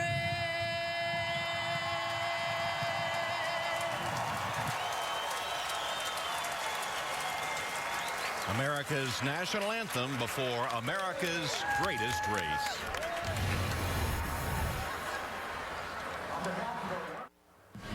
And there's an attraction the whole family can enjoy together. It opens this summer at the Universal Orlando Resort. Well, there was an important arrival at Churchill Downs about 9:45 this morning. It is the garland of roses that the winner of the Kentucky Derby will wear. Some people have spent millions of dollars trying to have their horse wear those roses, and one lucky horse will wear them in the winner's circle today. And bet the Kentucky Derby from home at the official online wagering site for the Kentucky Derby, twinspires.com. Easy to sign up, fund your account, and bet the Derby at twinspires.com. Let's go to Josh. Thank you, Tom. I am here with the incomparable Jamie Foxx here for his first Kentucky Derby. How are you? Yeah. Also can be seen in The Amazing Spider-Man 2 playing the villainous Electro. Jamie, your first Kentucky Derby. What do you think? It's been fantastic. We had great people. I got my daughter down here as usual and her friend, and we're just enjoying it, man. It's been exciting. You know, they got a chance to go see the horses and things like that, so we're just soaking it all in. You hear 150,000 people, 150,000 perhaps, 1,000 hats, but what's it actually, you know, watch it on TV, it's one thing, but what are they missing here in person? Well, it's electrifying. And you get a chance to talk to these good folks down here who've been here for years and tell you where you need to go, and they showed my daughter where to go so they could see the horses, because for them at 5 years old, you know, it's bigger than life, and even for me. And so that's what you have to do. You have to come down and feel it. You can't get the same type of vibe from watching it on TV. Everybody's an expert. Who do you like today, Jamie? Right on Curling has been my pick, because Dr. J, Julius Irvin, has been picking the horses all day and winning. So Ride On Curling is what I think we're going with. But everyone, you know, is saying the California Chrome is going to win. But I'm not a horse expert, but the vibe. You are now, Jamie. The vibe feels right. Thank you very much. Make sure you go check out The Amazing Spider-Man 2. Absolutely. Tom, he's running against the chalk. Well, he can get 15-1 on Ride On Curlin if he wants. As we look at the odds from favorites to long shots, California Chrome still 5-2. Wicked Strong 6-1. Danza's 9-1. All the others are double digits. The longest shot on the board is Vince Ramos at 48-1. Let's go to Kenny Rice. Thanks, Tom. You mentioned those odds on Danza. He was 41-1 when he won the Arkansas Derby. He is by the stallion Street Boss. And because they were fans of a great show back in the 1980s and 90s, called Who's the Boss, they said, let's name him for the star of that show, Tony Danza. And that's how Danza got his name. And that's how Danza's namesake is here at the Kentucky Derby cheering him on. That's how Danza got his ticket, yes. That's how you got your ticket, Tony. Now, you have been an accomplished boxer before you became an actor. You have friends with Tony Lasorda. You've hung out in the Dodger dugout. So in all the sporting things, how does it compare to be here at the Derby with a horse named after you? Oh, this is thrilling. It really is very thrilling. You know, it's after Arkansas, which was aggravating because I heard about it after Arkansas. A bunch of my friends started calling me and said, hey, you know, there's a horse named after you. And it's been this just incredible ride the last few weeks, you know. And then coming here, I've never been to the Derby. This is my first time, so I'm really thrilled. And I'm rooting for it's a great organization, you know, the Eclipse Group, and I got my pin. You got your pin, you got a ticket, you're all set. I just want you to know something. This is the story I heard. The story I heard he was named is because his sire is Street Boss. Street Boss, and who's they the were boss? looking at the horse, and he's ripped. You got to see him. I know, he looks like Tony Danza. If he'd have been a filly, it would have been Alyssa Milano. He looked tough.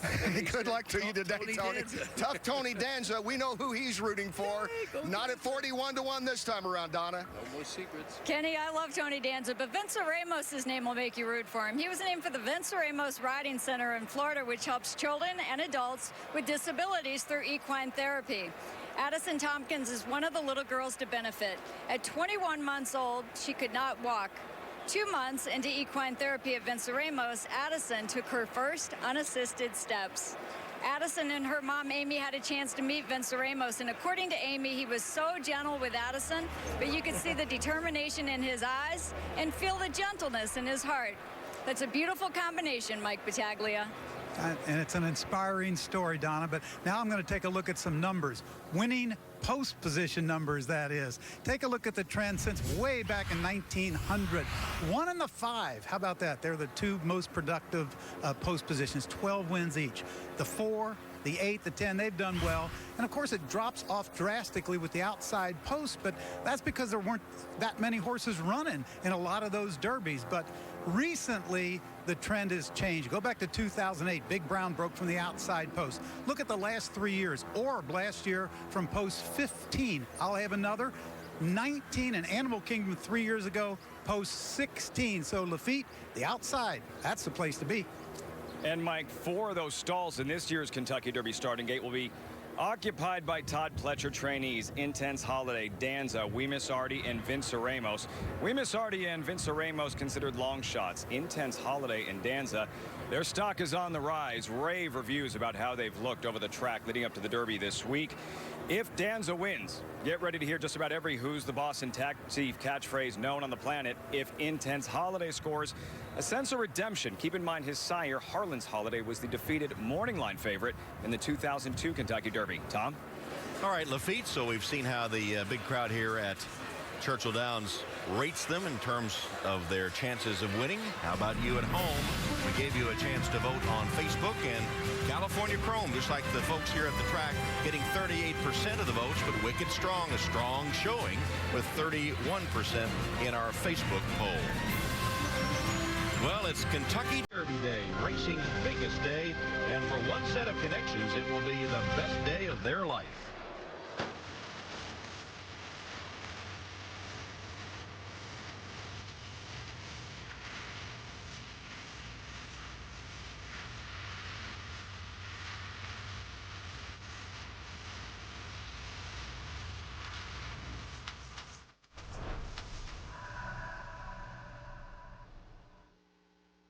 Hey guys, Jimmy Fallon here. Hope you're having fun watching the Derby. Now, we've been getting a lot of calls from horse owners asking us to help spread the word about their horses.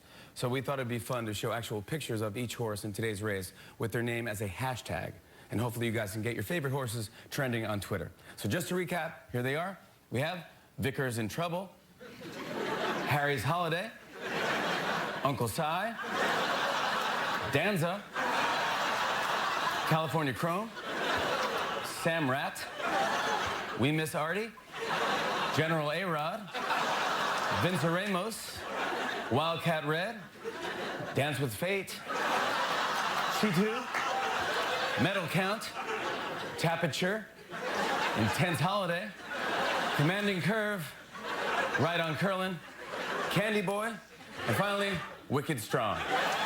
Let's get those horses trending, guys. Enjoy the Derby. So fix those images in your mind, and that'll help you maybe choose your favorite here today in the Kentucky Derby. Let's recheck the odds for the Derby, where you see that California Chrome has gone down to 2-1, and Wicked Strong getting a lot of support at 6-1, second choice in the wagering. Let's go to Josh. Tom, you mentioned Wicked Strong. Along with the whole of New England, Wicked Strong runs for charity today. And, well, usually when you run for charity, the further you run, the more money gets raised. But here in Kentucky at the Downs today, it will only take a quick 1.25 miles for this horse to give back to the community that inspired his name. A marathon is nothing like a horse race. Most competitors run not to win, but merely to finish. Not to stand out, but to be a part of something bigger. Bridget Dowd, Keith Smith, Jen DeMovian, John Wright, Malcolm Payne, Shawnee Dempsey, David Miller, Aaron Laurie. For the record 36,000 participants, the 118th Boston Marathon was much more than the latest addition to history because of the sense of resilience the race represented and the memories that it conjured. Multiple people have been wounded, some gravely, in explosions at the Boston Marathon. Just 30 miles north of the marathon finish line is the family farm of Donald Little Jr. and his wife, Holly. Boston is home, whether you live right in the city or not. We've grown up here, and to just see someone blow it all apart, it was awful. Their family ties to the land trace back 4 generations. My father actually shipped this fence up from Kentucky, and we advertised Centennial Farms, a little bit of Kentucky and New England. The Littles rallied, as so many in their community did, to help their city overcome. Boston, stay strong. They found their chance with a horse, whose name they changed to carry a little of New England to Kentucky. You're actually at a Bruins game. Actually at a Bruins game. Take us through the whole thing. You know, Boston Strong, we had that all on our mind. That name was taken. You wanted something strong. For us, Wicked is just that. To be wicked strong and wicked fast and wicked awesome, that's what he needed to be. Wicked Strong sweeps to the lead in the final furlong. The Colts lived up to his name with a furious come-from-behind win at the Wood Memorial to secure a spot in the Derby. With a portion of his earnings going to a fund for the marathon victims, Wicked Strong could become Boston's newest sports hero. I feel like I can see the headline in the Globe. What do you think it would mean to the city and to the region? You know, we're a very proud area in general. We love our teams. We support each other. And the fact that we're getting a chance to go and compete is phenomenal. For a horse running for a cause, what will it take in Louisville? A good starting point might be what drove thousands through that finish line back in Boston. What does it take? What does it take? It takes heart. Resilience. Dedication. Hard work. A lot of love. You have to be strong. Wicked strong. You got to be wicked strong. Inspirational, isn't it? Easy to root for Wicked Strong in the Derby today. But what about his ability? Well, it's come from behind style is what is so attractive to many people. In the Wood Memorial, he showed that come from behind style as well as the amount of ground he can make up late in the race. He was way back. He was 6th early in the race, but we're going to pick him up as he starts to make up that ground. Right before he turns for home is jockey Rajiv Mirage, picking off horses one by one. He's almost into 4th place now. Turning for home. We'll see the amount of ground he has to make up.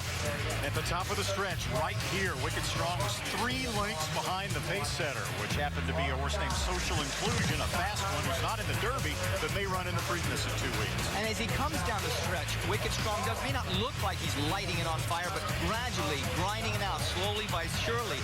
What you really need in the Kentucky Derby with the extra furlong. Here he goes, passing Samrock, who's a pretty nice horse in his own right, and coming to the wire, still widening, suggesting the 1.25 miles is right in his wheelhouse. Another way of looking at it, 3 lengths behind at the top of the stretch, 3.5 lengths behind or ahead at the finish. A net gain of a wicked 6.5 lengths. Well, Rajiv Mirage will be aboard Wicked Strong again today. And, of course, 51-year-old Gary Stevens is in the Derby. He's aboard Candy Boy, but right now he is with Bob Costas. All right, Tom, here he is. Movie star, broadcaster, but most of all, Hall of Fame jockey. And as you said, he surprised most of us by coming back last year at age 50 and then proceeded to win the Preakness and the Breeders' Cup. How is this year different now that you've got the comeback under your belt? A lot more relaxed and a lot of of people are believing in me now. I don't feel like I'm reproving myself every time I go out on the racetrack. They're counting on me. A lot more relaxed than I was at this time last year. You've won 3 derbies, dating to winning colors back in 1988.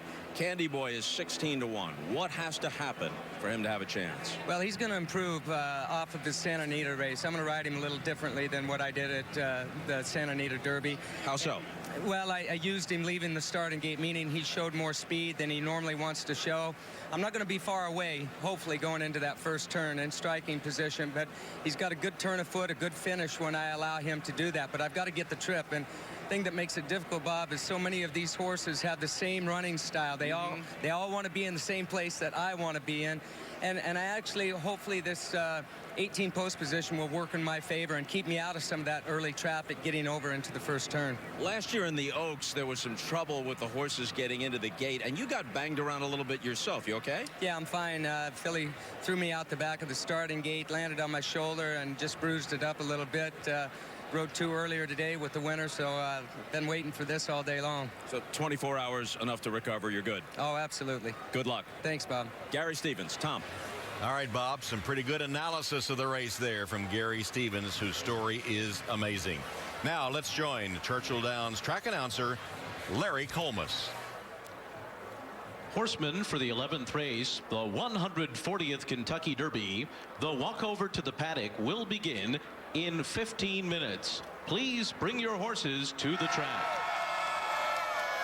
And you can bet that all those fans will anticipate that walkover. The call goes out. Bring your horses to the gap. The walkover is not far away.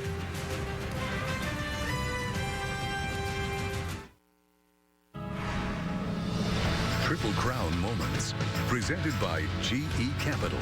And here is the first undefeated winner of the Kentucky Derby since Seattle Slough in 1977. Smarty Jones has done it. Hard to believe it's been 10 years, the 10-year anniversary of Smarty Jones winning the Kentucky Derby, making that bid for the Triple Crown, capturing America's heart. That was our Triple Crown moment presented by GE. Well, the Twin Spires looking lovely in the late afternoon Kentucky sunshine. The official portrait of the jockeys for the 140th Kentucky Derby took place just a few moments ago. And you know, this is known as a sport of kings, but there were some bargains. Right on Curlin, $25,000 purchase. It's earned over $400,000. What about Wildcat Red? $30,000. $690,000 he's earned. Vickers in trouble, $80,000 purchase, nearly $800,000, but they won't top California Chrome.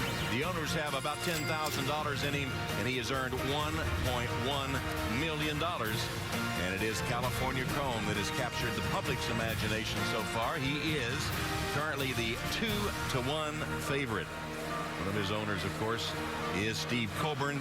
And 5 years ago, Coburn and actually 2 guys from out west teamed up to buy a horse that no one else seemed to want. Their first attempt at breeding her yielded the most unexpected result. This year's Kentucky Derby favorite. I can't really put a number what the odds are that something like this would ever happen.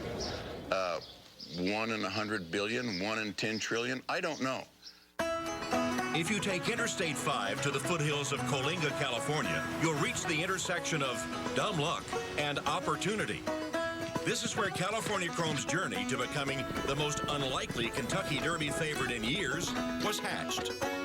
This is Love the Chase. This is our $8,000 horse that's given us $1 million baby.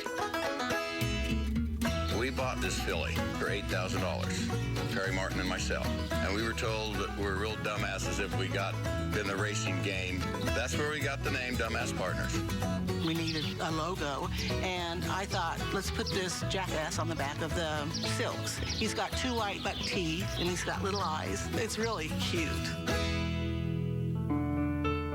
California Chrome is no Kentucky blue blood. He's California bred. I've never been to Kentucky at all, not one time. All you do is read about the Pletchers with 5 in the Derby and Bob Baffert with 5 in the Derby. Then here comes this mom and pop horse saying, come on, I'll run against your $1 million horses and kick your butt.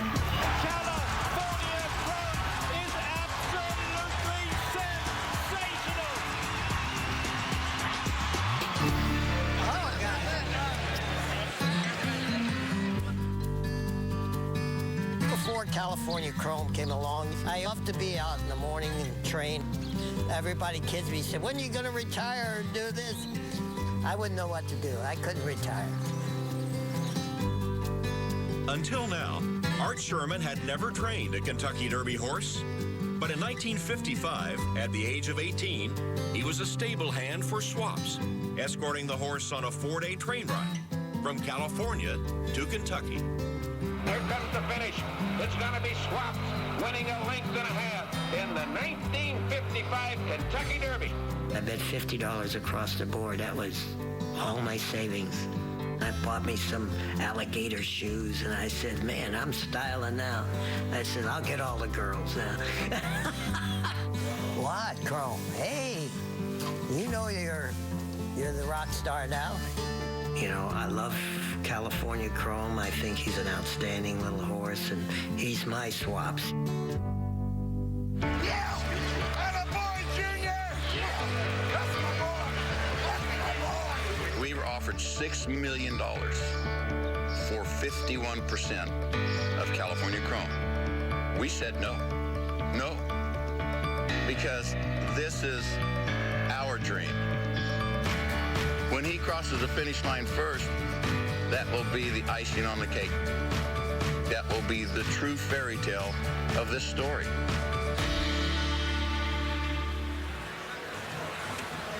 Well, I love that story. Of course, it's a tremendous story, and only a story that you find in horse racing so often.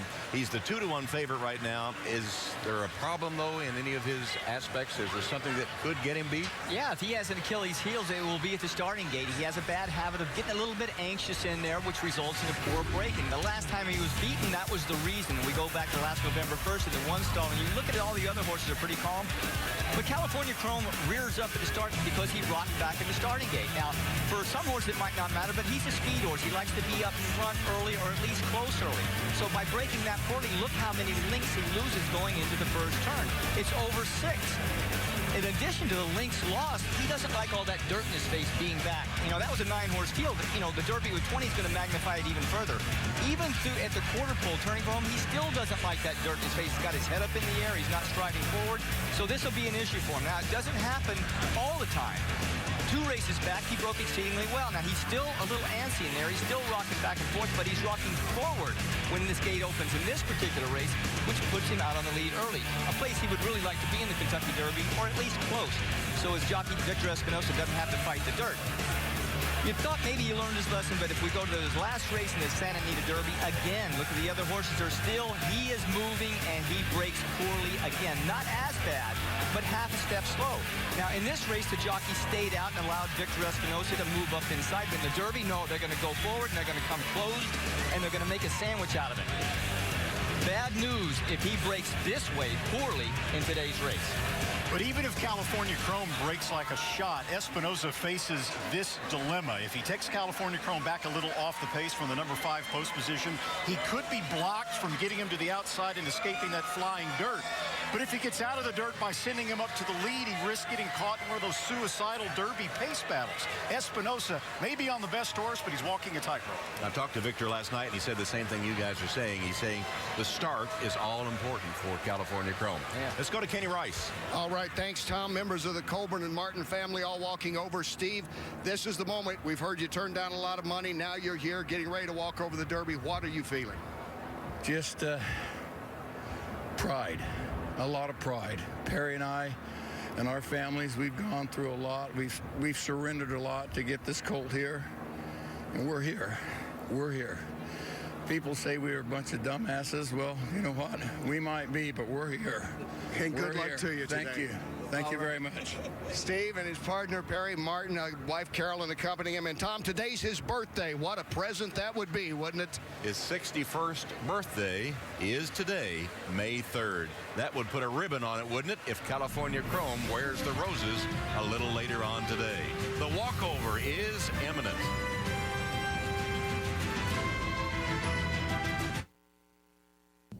The 140th Kentucky Derby, presented by Yum Brands, is brought to you by GE Capital. What we know can help you grow. By Panasonic, engineering better fan experiences. And by Yum Brands, proud presenting sponsor of the 140th Kentucky Derby. Aerial coverage provided by Goodyear, the odds-on favorite for superior performance. Goodyear, more driven.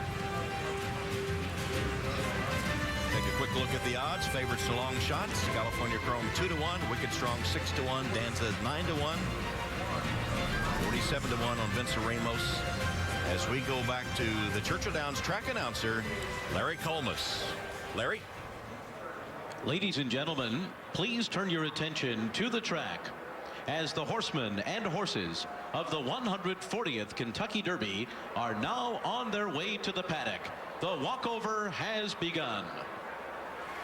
So the walkover begins. In earlier years, you know, just a matter of getting the horses over for the race. But in recent years, it's evolved to one of the great spectacles in all of sports. The horses accompanied by their connections and interacting with fans who crowd closer for a better look at the horses. It's a procession heavy with hope and anticipation, with the twin spires marking their destination. And what must Art Sherman be thinking, contrasting this scene with when he was here with Swaps in 1955? Lafitte? All right, here with Art Sherman, trainer of the favorite in California Chrome. Art loves it when we remind him that he's trying to become the oldest trainer to win a Kentucky Derby. 77 years young, your first starter ever in a Kentucky Derby. Was it worth the wait? It sure was. You know, it's 59 years since I've been here.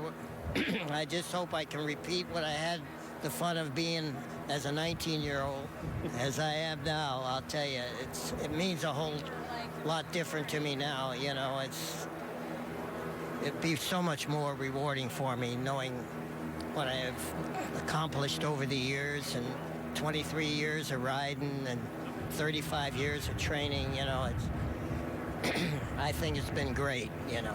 Some issues with California Chrome from time to time. Getting out of the blocks, breaking sharp. How much of a concern is that going into this Derby? Well, you know, as being a former rider, and I talked to Victor, you know, the break is very important. He's got to be in the V, you know what I mean, and be ready for the break.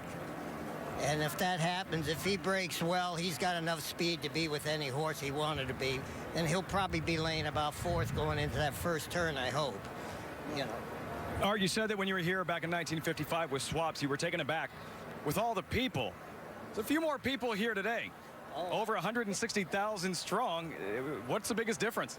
Well, I didn't go for a walkover. I was at the barn watching it from the backside, but it's always a great thrill to be here. It's nothing like the Kentucky Derby. Good luck today, Art. Oh, appreciate that. Let's go to Kenny Rice.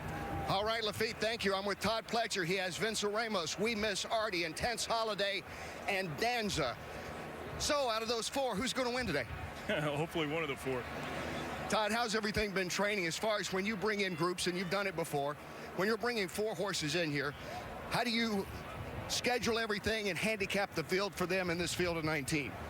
Well, my biggest concern today is it looks like the track's pretty speed favoring, and none of our four really have that much early speed. So hopefully we can work out a good trip. They're all four doing well, but I think Danza and Intense Holiday have trained exceptionally well here at Churchill. They have seemed to get the most notice, particularly Danza, and Intense Holiday has taken to this track. Do you believe in that everybody gets excited about how a horse looks out there?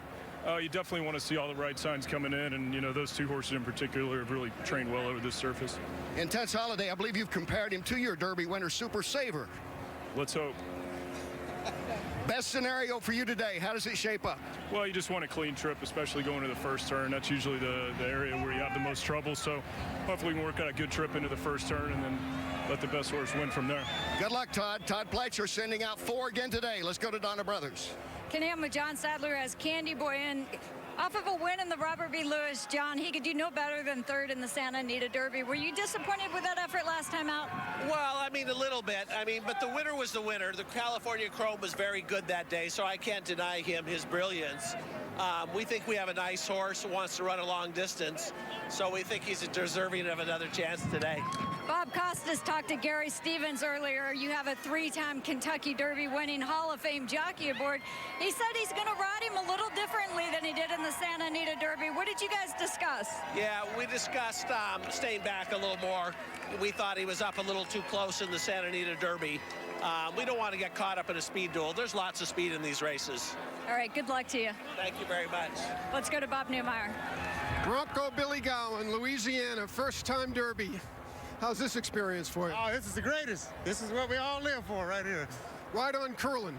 You have a small stable. How do you compete against the Pletchers and the Bafferts of the world at a race like this? Well, you got to have a fast horse to begin with. And Ride on Curlin is a fast horse. You've got Calvin Burrell, but the 19, he loves the rail. How are you going to get him over there? Well, hopefully there's enough speed he can go on across there, and we can get over, you know, with no problem. We got almost 3/8 of a mile to get to the turn, so hopefully we can get over. This is a man who's living the dream, a big entourage here in this walkover. Mike? All right, with Mike Maker, who trains 3 horses in this year's Kentucky Derby. And Mike, you're known as a stoic guy that doesn't really like to show your emotions, but walking over here with 3 horses in the Derby, your son in your arms, your family with you, how's that make you feel? No, being a local guy here in this business my whole life, it's really special. Did you ever think when you were an assistant for Wayne Lucas that you'd have 3 horses of your own walking over with a chance in the Derby? I've been dreaming about it a long time. You know, good things take a while to happen, and it's happened, so I'm very, very proud for that. Now, these 3 all seem to have early speed. What do you tell your jockeys? How do you get them all ready for this? I'll say that's why you get paid. All right, Mike, good luck. Thank you. Let's go to Bob Costas. All right, Calvin Burrell, as you all know, had that magnificent 4-year run where he won the Derby 3 times between 07 and 2010. So I guess this track still feels special to you. Yes, sir, very special. I call it my hometown. This is where I live now, you know, and me and Churchill down gets along real good. Ride on Curlin, 15-1. Give me the scenario by which he wins the run for the Roses. I think it's any given race, you know, anybody can win this race. It's a good quality of horses, and most important thing, I just got to get myself in the right position at the right time. Well, that right position for you is the rail. That's why you're Calvin Bow Rail. You break from the extreme outside. How are you going to get it done? Well, that's the main thing. You know, I've never been hung this wide, but I think we can get it done. All right, good luck today. Thank you. All right. The big change, as we've told you earlier, the big change at Churchill Downs this year is the addition of a giant new video screen. It's even bigger than the one at the Dallas Cowboys AT&T Stadium. In fact, it checks in at more than 15,000 square feet and allows everyone on the grounds the same picture-perfect view of the race, no matter how they choose to view it. Things don't change all that often at Churchill Downs. This is a big change, and it's a rare one.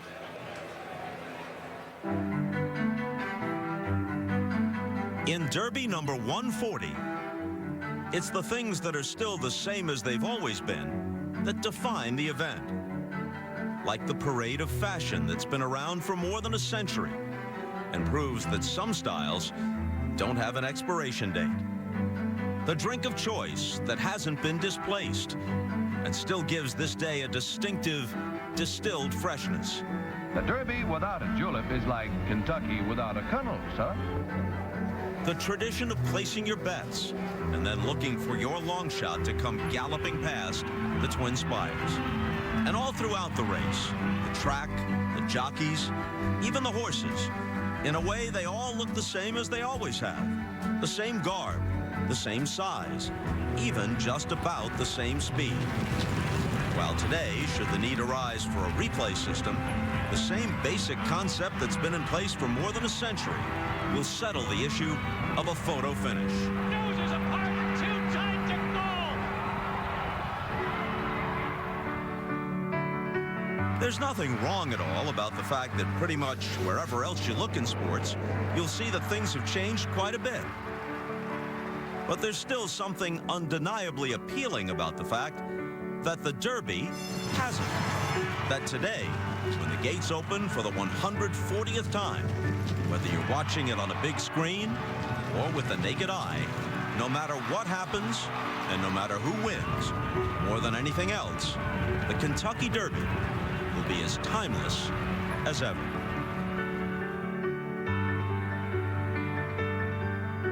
The Stanley Cup playoffs continue on NBC Sports.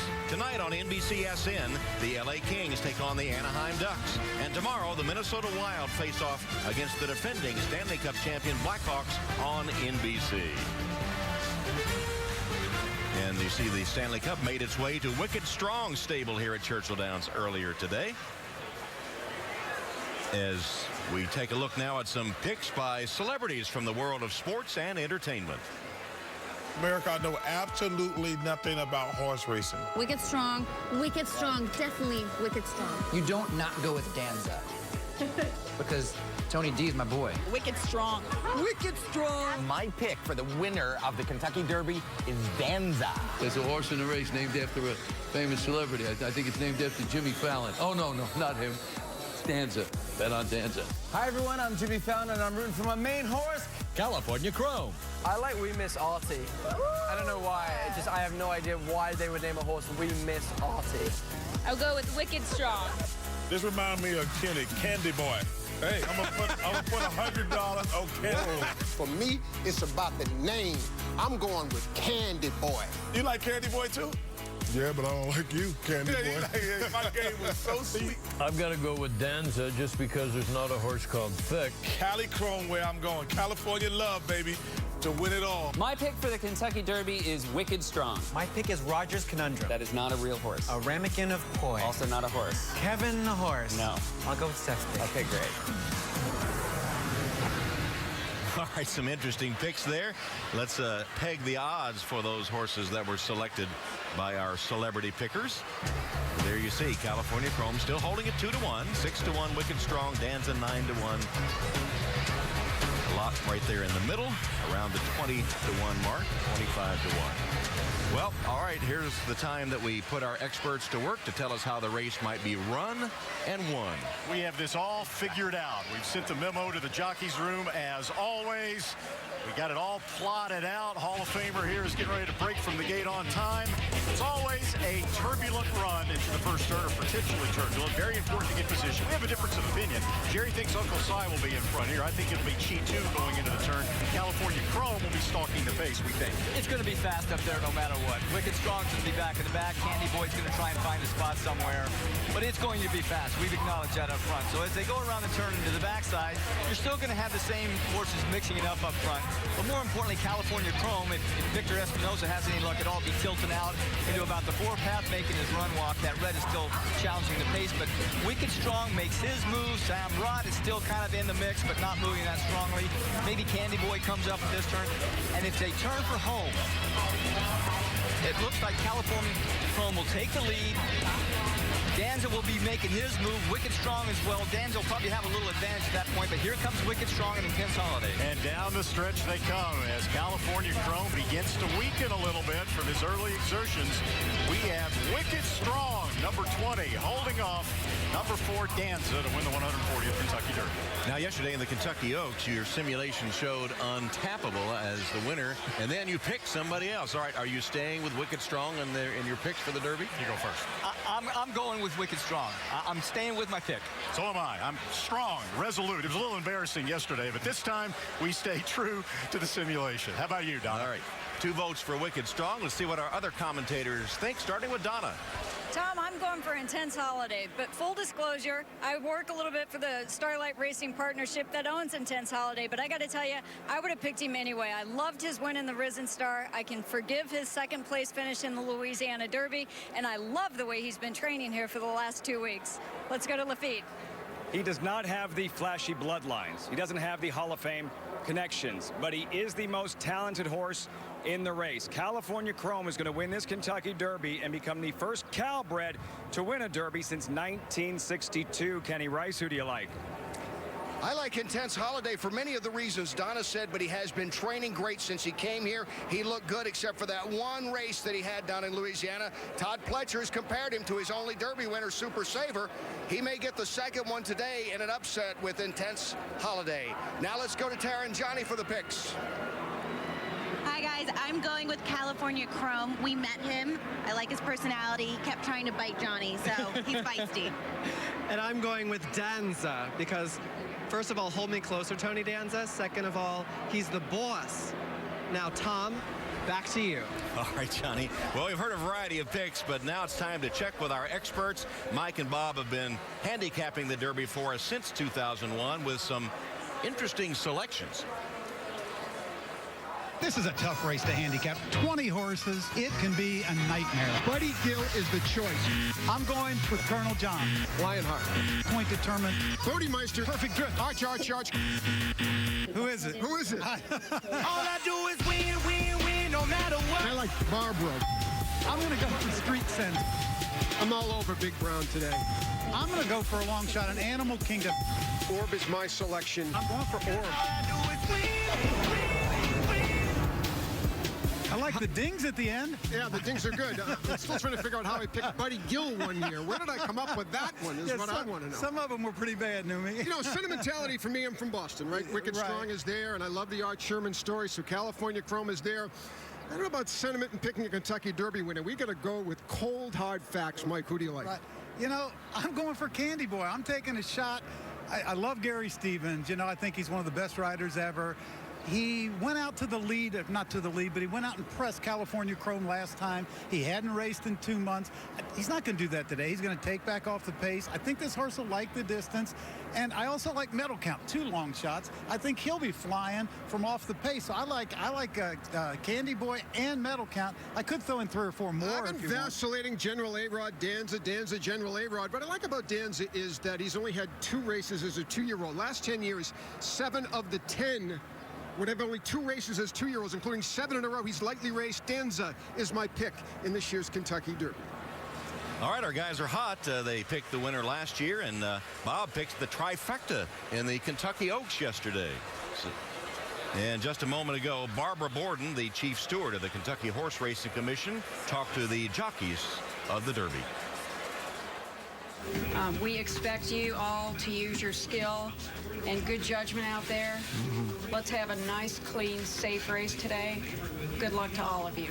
Stay safe out there. Take care of yourselves, your fellow riders, and those magnificent horses you're riding today.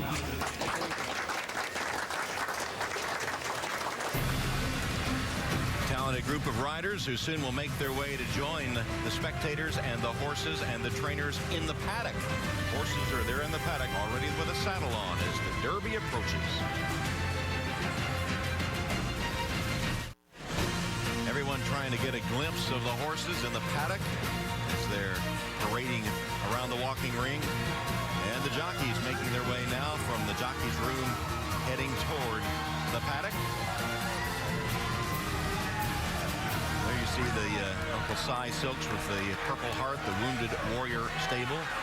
The Ramsey silks with the R, and there's Rosie on Vickers in Trouble. And Calvin Burrell. So let's meet the jockeys of the 140th Kentucky Derby, brought to you by Mercedes-Benz. Rosie Napravnik, Vickers in Trouble. Corey Lannery, Harry's Holiday. Airat Ortiz, Uncle Seth. Joe Bravo, Danza. Victor Espinosa, California Chrome. Jose Ortiz, Samra. Javier Castellano, We Miss Ari. Joel Rosario, General Herrera. Joe Rocco Jr., Vince Ramos. Luis Saez, Will Carrer. Corey Nakatani, Dance with Fate. Martin Garcia, Chico.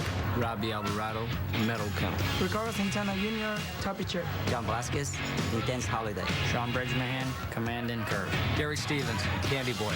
Calvin Borrell, Ride on Curve. Rajiv Maraj, Wicked Strong. And that was our Mercedes-Benz jockey introductions for the 140th Kentucky Derby. There's Corey Nakatani looking for his first Derby win as we check in with Lafitte. Tom, Bob Baffert is in the Hall of Fame. He's a 3-time Kentucky Derby winning trainer, and he hoped to start Opportunity in the 140th run for the Roses. He was the second choice on the morning line at 6-1 before he scratched 2 days ago. Now Baffert is left with Chitu, a big long shot. But keep in mind, Baffert has surprised us here before. Silver Charm wasn't a big price, real quiet, a mild upset. But War Emblem 22-1 when he went wire to wire 12 years ago, the third of Baffert's Kentucky Derby wins. Let's go to Kenny Rice. Thanks, Lafitte. Some more Derby history. In 2003, Funny Side became the only New York bred to win the Roses. Samrat is trying to do the same. Both those horses exited the Wood Memorial off second-place finishes. And Samrat, a little bit like Funny Side, his trainer Rick Violet telling me, you know, he's got a regal name. Loosely translated, it means emperor in ancient India. But he looks like, in his words, a brown paper bag. But he is one that has been in every race and lost only once. That is to Wicked Strong, his last time out. Samrat, can he do it today as a New York bred? Let's go to Donna.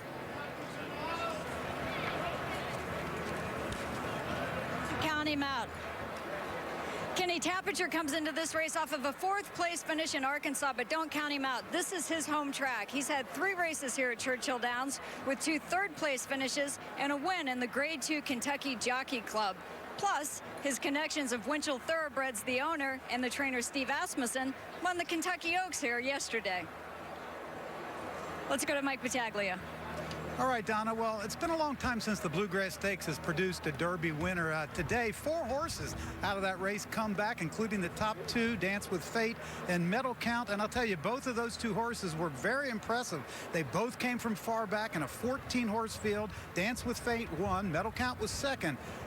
Big question was, that was on the poly track. Tom, can they produce that same late kick today on the dirt? Well, with all the speed in the Derby, that will be important, too. There's Dance with Fate, who won the Bluegrass Stakes, coming from California. This is about my favorite scene, the paddock.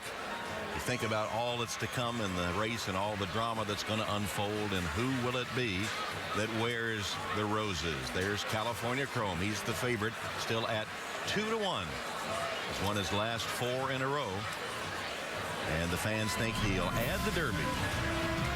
That's the scene in the paddock. We'll be back for the Riders Up call in just a moment. The 140th Kentucky Derby, presented by Yum Brands, is brought to you by Ram, the official truck of the Kentucky Derby. Guts, glory, Ram. By U.S. Bank, all of us serving you. Member FDIC. And by Yum Brands, proud presenting sponsor of the 140th Kentucky Derby. Ladies and gentlemen, please turn your attention to the paddock as the NBA Hall of Famer who turned the slam dunk into an art form, Dr. J. Julius Erving, gives the command of Riders Up. Ladies and gentlemen, the city of Louisville, the Commonwealth of Kentucky, and sports fans from around the world have been waiting for this moment. Riders Up!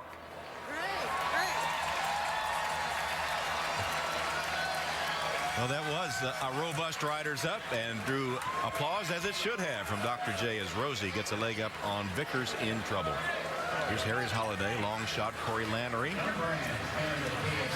Irad Ortiz on Uncle Si, his first Derby ride. Danza with Joe Bravo. California Chrome, there's the favorite, Victor Espinoza. Samrat and Jose Ortiz. We miss Artie, Javier Castellano. They continue to get the leg up, and they'll guide him around the walking ring, half a turn, and then they'll go into the tunnel and then make their way to the racetrack itself. Field of 19 racing in this $2 million 140th Kentucky Derby. Here's a look at Tapinger, Steve Asmussen trained.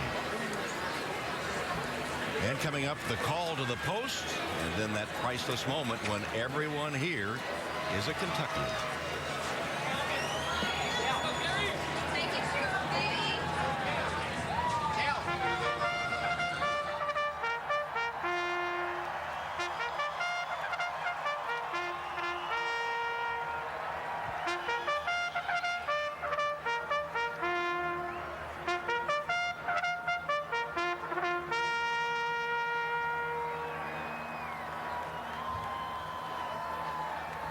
Ladies and gentlemen, the management, staff, and horsemen of Churchill Downs proudly present the 140th running of the Kentucky Derby, presented by Yum Brands. Please rise as the University of Louisville Marching Band plays My Old Kentucky Home.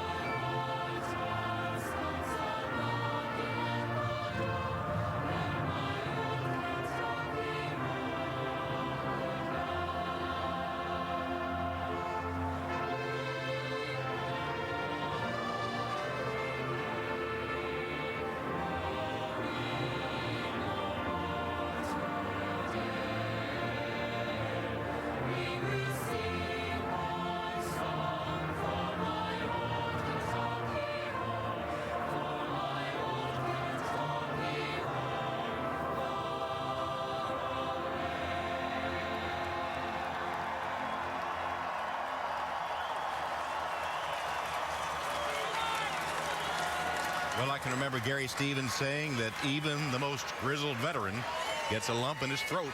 He should come onto the track for the Derby, and they play My Old Kentucky Home. And there is Gary aboard Candy Boy. So here are the horses for the Kentucky Derby. Number 1, Vickers in Trouble. If you like the name, his sire is Into Mischief, and his mother's sire is Vicker. Ken and Sarah Ramsey are the perennial leading owners in Kentucky and led the nation last year, but have never won the Derby. Number 2, Harry's Holiday, late nominee to the Triple Crown. 1 of 3 here, trained by Mike Maker. Claimed for $30,000 last September. His last 4 races on synthetic tracks. Number 3, Uncle Si, New York bred, named for Uncle Si Robertson of Duck Dynasty, and running for the Wounded Warriors with Derby rookies Gary Contessa and 21-year-old Irad Ortiz. Number 4, Danza, named for Tony Danza, one of the 4 Derby horses trained by Todd Pletcher. Arkansas Derby winner at 41-1. Jersey Joe Bravo has never won the Derby. 5, California Chrome. The name fits, doesn't it, with all his shiny white markings? Like Orb a year ago, looking to win 5 in a row, it would complete the most improbable story. Here's Samrod. He won his first 5 before a second in the Wood Memorial. Ridden by the younger Ortiz brother, Jose. Trained by Rick Violet, who got his start with show horses. Number 7, We Miss Artie. Ramsey, Pletcher, Castellano, all were champions last year. This colt won the Spiral on synthetic polytrack. He's 0 for 3 on dirt. Number 8, General A-Rod, named for former owner Armando Rodriguez, not the baseball player. Joel Rosario won on Orb last year. Only Calvin Burrell has won back-to-back derbies the last 30 years. Number 9, Vince Ramos. The name means to overcome in Latin, and named for a therapeutic riding center in West Palm Beach. They get a portion of his earnings. Number 10, Wildcat Red, has had 5 different jockeys his last 5 starts. Now reunited with Luis Saez, who finished 19th and last on Falling Sky in his Derby debut last year. Number 12, Dance with Fate, traveled from California to win the Bluegrass Stakes on synthetic polytrack. Jockey Corey Nakatani has had the most Derby mounts without a victory, 16. Number 13, Chitu, named for a famous war horse in Chinese literature. Bob Baffert sent him out to win the Sunland Derby. Jockey Garcia teamed up with Baffert to win with Lookin' at Lucky at the 2010 Preakness. Number 14, Medal Count. B. Wayne Hughes of Spendthrift Farm named him for his alma mater, USC, which has produced more Olympic medalists than any other college. Dale Romans, the trainer, grew up in the shadow of Churchill Downs. Number 15 is Tapature, Winchell Thoroughbreds owned Untappable, who won the Oaks yesterday. They kept their horses with Steve Asmussen during the PETA controversy. This colt a big victory at Churchill Downs last year, the Kentucky Jockey Club Stakes. 16, Intense Holiday, Pletcher trained. John Velasquez rides. Each has won a Derby, but not together. Winner of the Risen Star, then second is the favorite in the Louisiana Derby. 17, Commanding Curve. Trainer Dallas Stewart was second to Orb last year with long shot Golden Soul. This coat third in the Louisiana Derby. Number 18 is Candy Boy. 51-year-old Gary Stevens seeks his 4th Derby victory. Candy Boy came off a 56-day layoff to run third in the Santa Anita Derby. This is his 7th straight race at a mile or longer. 19 is Ride on Curlin. We'll see if Calvin Burrell can get him from the outside to the rail. He's been aboard for his only 2 career wins. And trainer Bronco Billy Gowan has 4 horses in his stable, as many as Pletcher has in the Derby. And number 20 is Wicked Strong. The Centennial Farm partners, 12 of them, have pledged a percentage of his earnings to the one fund to benefit those affected by the Boston Marathon bombings, and he's already won the $1 Million Wood Memorial. That's your field for the 140th Kentucky Derby. 3-year-olds going 1.25 miles with a purse of $2 million. Well, Derby drama will play out with the jockeys. Rosie Napravnik would be the first female winner, but she and Vickers and Mischief are in a tough inside post. Calvin Burrell loves the inside. He's on the outside today. Can he get to the rail on Ride on Curlin? It would be Derby win number 4 if Gary Stevens can get Candy Boy home. But all the riders have their eyes on Victor Espinoza aboard favored California Chrome.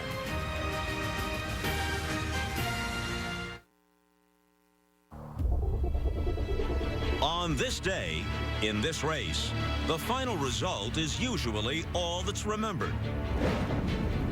Even if so much of the story is actually about the long and improbable process of building a champion. Steve Coburn and Perry Martin spent $8,000 to hold on to a slow, undersized filly that everyone else gave up on. They bred the horse and named her baby colt California Chrome. Today at Churchill Downs, the result could be a Kentucky Derby champion. New England native Don Little Jr. wanted to pay tribute to his roots after the Boston Marathon bombing. Wicked Strong to the lead. And after a wicked run of success, that horse has made it all the way to Kentucky. For Rosie Napravnik, the Derby is a place to make a distinct kind of history, to reach a new pinnacle in an already remarkable career. This is me and my dreams coming true. A peak no female jockey has ever climbed. At age 51, Gary Stevens has seen just about everything in racing, and he's proven he still knows how to guide a winner. So the long process of constructing a contender has reached the point where for one set of connections, the dream will come true. The trophy is ready and waiting to be raised. The winner of the 140th Kentucky Derby is set to be crowned. The official attendance has been announced, second largest ever, 164,906. Well, after 3 years, or if you prefer to do the complicated math, north of 25,000 hours of preparation and hope, 19 horses are set to go off on the grandest stage in all of thoroughbred racing.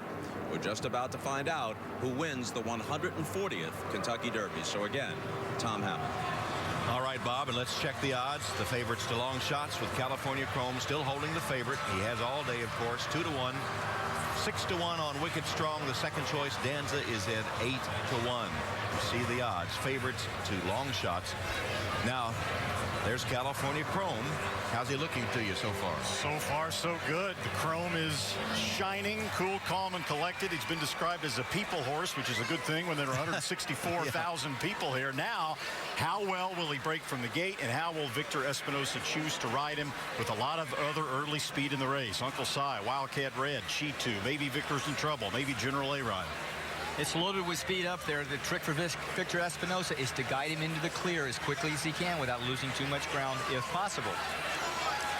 You know, Wicked Strong has had some issues in the starting gate. In fact, it led to some subpar races in Florida. He actually gets angry sometimes in the starting gate. Yeah, I think strong is the operative word. He gets kind of macho man in there. He also has it before the gate. Now, we witnessed in the post parade here, he got a little rammy with the pony. He wasn't nervous. He just got a little aggressive.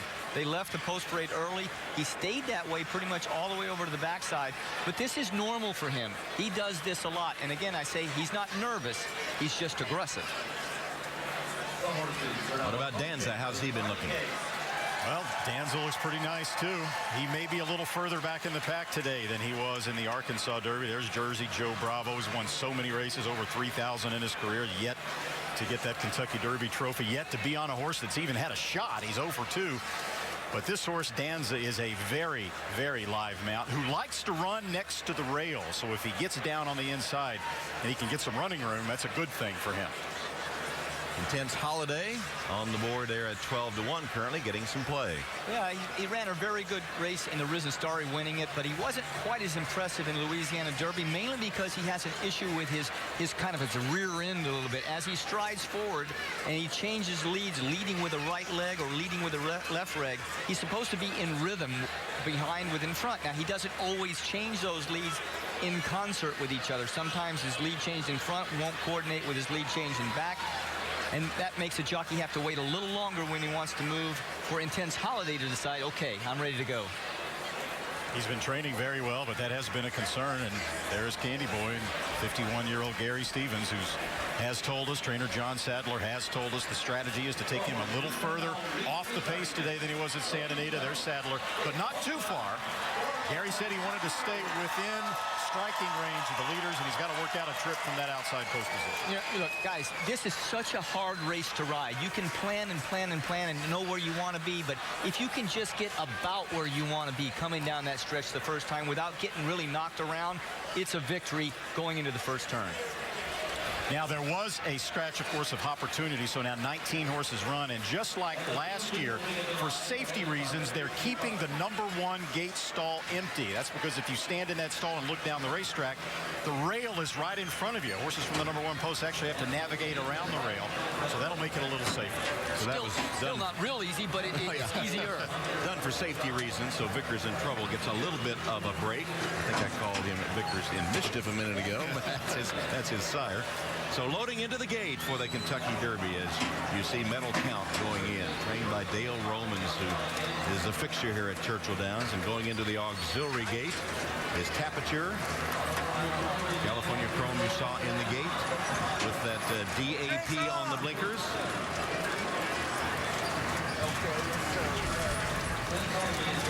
Todd Pletcher with 4 horses in the Derby today. Danza, pretty highly regarded one. Jimmy Jerkins, how great would it be for that family of legendary trainers to win a Kentucky Derby? Joe Sharp, Rosie Napravnik's husband, is a Mike Maker assistant. As they continue to load, let's go to the voice of Churchill Downs and the Triple Crown, Larry Coles. We are ready for the start. Danza has now been backed out of the starting gate. Goes back in. All in line, ready for the start of the Derby. They're off in the Kentucky Derby. A good start for California Chrome. He broke a bit outwardly. He'll be among the early leaders. Harry's Holiday fires out fast from the inside. There goes Cheetu, and California Chrome is right with them. Uncle Si, California Chrome, and Cheetu will set the pace in the Derby. And then it's Samrat running in 3rd position, and then Vickers in trouble to the inside. Harry's Holiday is hard to control early, and moving up on the far outside of horses is Wildcat Red and Intense Holiday. Then it's Tapiture, Medal Count, Vince Ramos, and Danza's guided down to the inside part of the track. Wicked Strong is next. Oh, Candy Boy had to steady hard on that turn. Then it's Dance with Fate. We miss Artie to the inside. Between horses, General A-Rod, Commanding Curve, and Ride on Curlin, who was taken to the back by Calvin Burrell, will be last of them all. As they go to the back stretch, the pace is not fast. They went 47-1 for a half mile. And Uncle Si is the leader. Cheat 2 is second, and California Chrome is now just off of them. Victor Hasbinoza has him well in hand, running in third position, a length and a half off the lead. And then comes Samrat to the outside. Intense Holidays on the far outside, pretty close to the pace.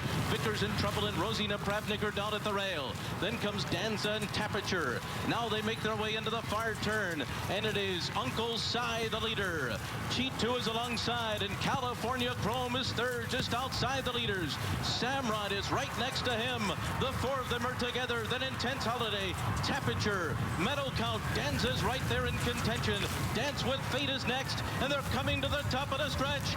And California Chrome makes his move for the lead. It is California Chrome on the outside. Samrat runs at him with the 8-pole. California Chrome is pulling away. California Chrome into the final furlong. He's got a 5-length lead on his competition. It is California Chrome in front. And from the back of the pack on the outside, Commanding Curve is taken second. But California Chrome shines bright in the Kentucky Derby.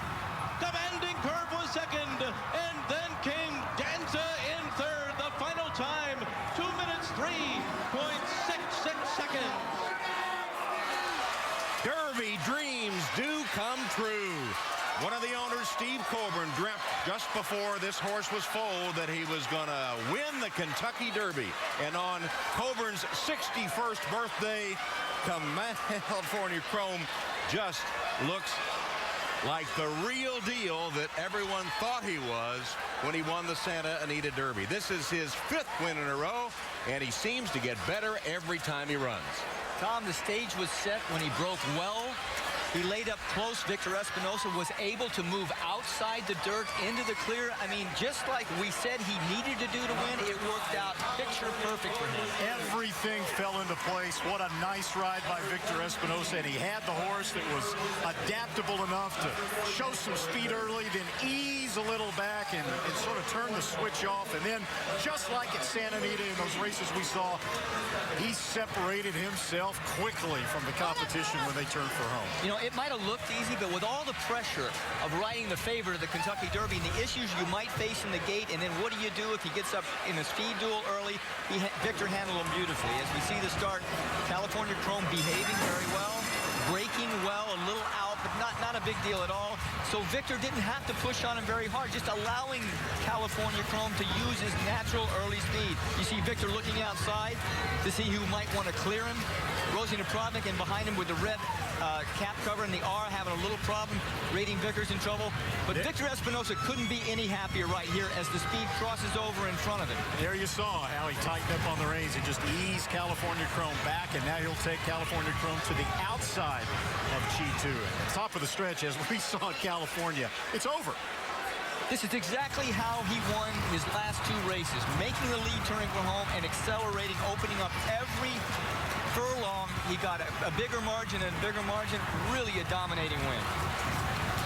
Out of an $8,000 mare and a $2,500 stallion, people paid millions of dollars to try to win the Kentucky Derby. What an unbelievable story this is. Well, they already turned down $6 million for 51%. And that was a race or 2 ago. So can you imagine Victor Espinosa, a brilliant ride, as you and Jerry noted, Randy. He was able, in addition to reserve him back a little bit, but keep him from getting the dirt in his face, which he does not like. And Art Sherman becomes the oldest trainer ever to saddle a Derby winner, 77 years old. Charlie Whittingham was 76 when Sunday Silence won the Derby. Now Sherman at 77, the oldest ever. Let's go to Donna. Well, Victor, we've been watching everybody else celebrate on air. We've been watching the owners celebrate, the trainers celebrate. Finally, we get to find out from you, what's it mean to win your 2nd Kentucky Derby? Man, awesome. I mean, I never have the, dreams that I want to win 2 Kentucky Derbys in my entire career, I was a young guy, and I never know that I was going to be a jockey, and look at me. It just ended up to run in, 2 Kentucky Derbys. Just an awesome feeling, and you know what? Working hard, and everything comes along. A fairy tale story. California Chrome is a horse that essentially cost around $10,000, and he wins the Kentucky Derby today. You're now 5 for 5 on this horse. How good a horse is this, Victor?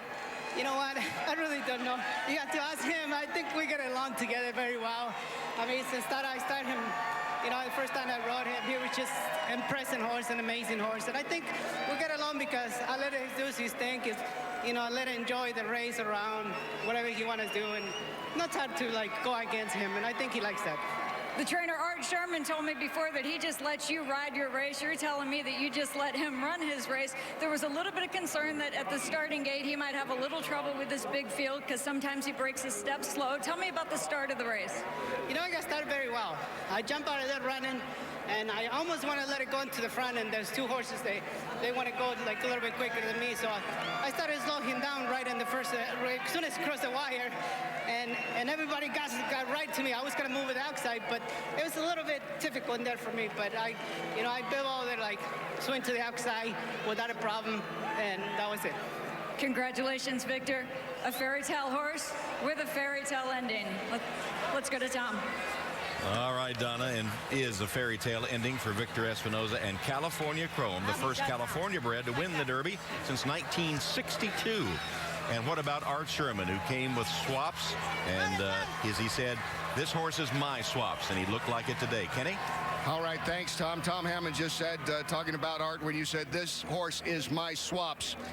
Did he look like that today? He sure did. I'll tell you, it gave me the biggest thrill I ever had in my life.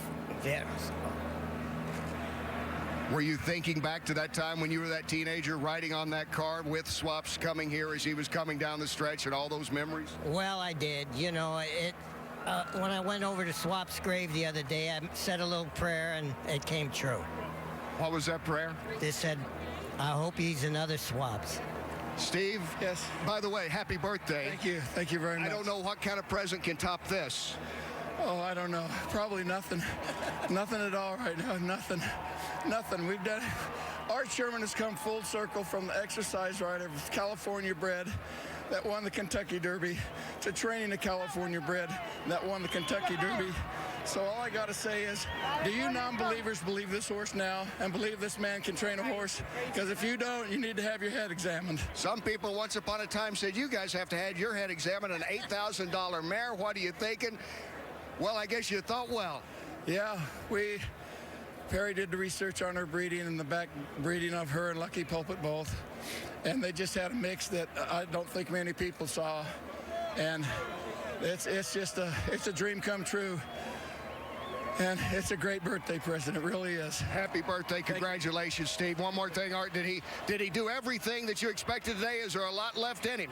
Well, you know, I was riding him the last 70 yards with Victor, so I think he was riding him too, you know, so he had a lot of weight on him, I can tell you that. You rode great today. Congratulations, Art. Tom? All right, Kenny. Art trains California Chrome at Los Alamitos in Southern California, which is known as a quarter horse track, but now moving into thoroughbreds with the closure of Hollywood Park. They're going to party there tonight for sure because this horse is a favorite there. He already was on the billboard outside the track that he trained there. So at Southern California, at Los Alamitos, at Santa Anita, and everywhere in the Golden State, they're celebrating a California-bred winner of the 140th Kentucky Derby.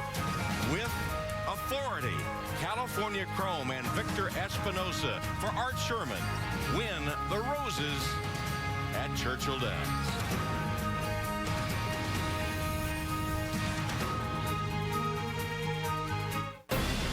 Want to attend the Kentucky Derby in person?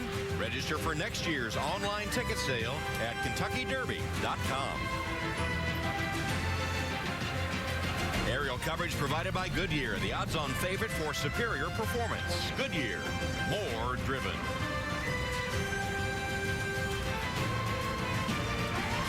The race is official and the prices are in. Here are the payoffs.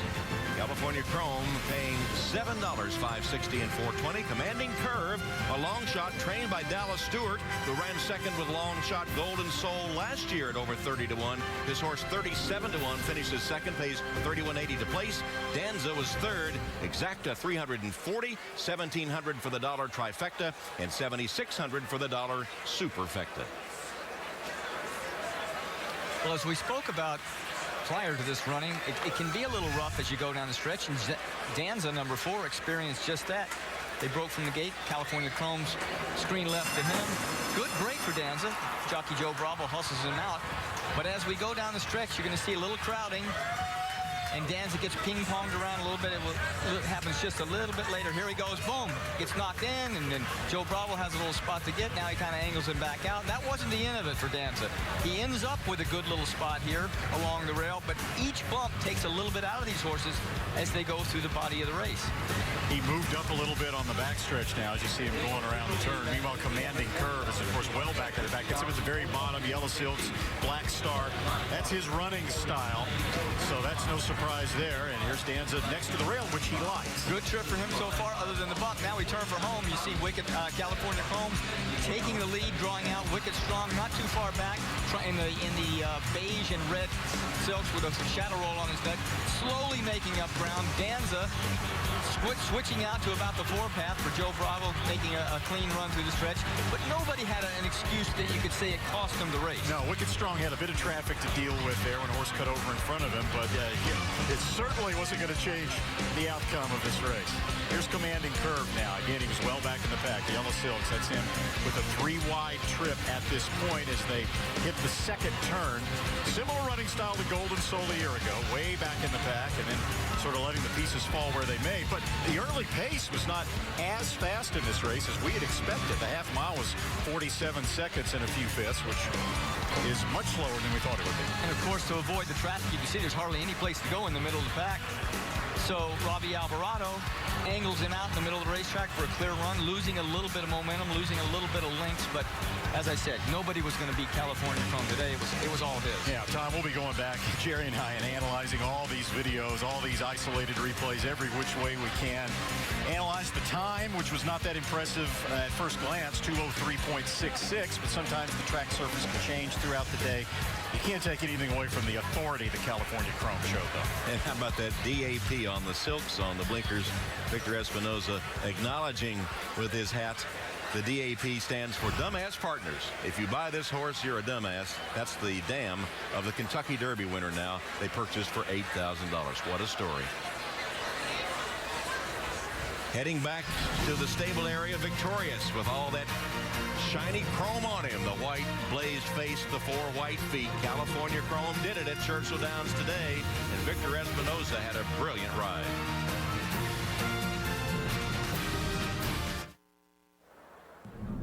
The 140th Kentucky Derby, presented by Yum Brands, is brought to you by Mercedes-Benz. Experience truly great engineering today at your authorized dealer. By Xerox, the company that simplifies the way work gets done. And by Yum Brands, proud presenting sponsor of the 140th Kentucky Derby. And as soon as we sign off here on NBC, we'll go to NBCSN for the Derby post-race show as we'll continue to analyze and digest the victory by California Chrome in the 140th Kentucky Derby. That's coming up on NBCSN. California Chrome's official margin was 1 3/4. As you see the complete order of finish, Wicked Strong in 4th place, Samrat. You see all the way down to Intense Holiday, who finished in 12th place. Candy Boy with Gary Stevens in 13th. Uncle Si among the early leaders, faded. And all the way down to Vickers in Trouble, who ran last, beaten nearly 40 lengths in the Derby today. Now for the presentation, let's go to Bob Costas. All right, Tom. Bob Evans is the chairman and CEO of Churchill Downs Incorporated. Steve Beshear is the governor of the state of Kentucky, and it is his pleasure to present the trophy to the owners, Steve Coburn and Perry Martin. Bob, the eyes of the world today are on Kentucky as the horse capital of the world. Those eyes are also on California Chrome, the winner of the 140th running of the Kentucky Derby here at Churchill Downs. So do the Martins, the Coburns, Art, Victor.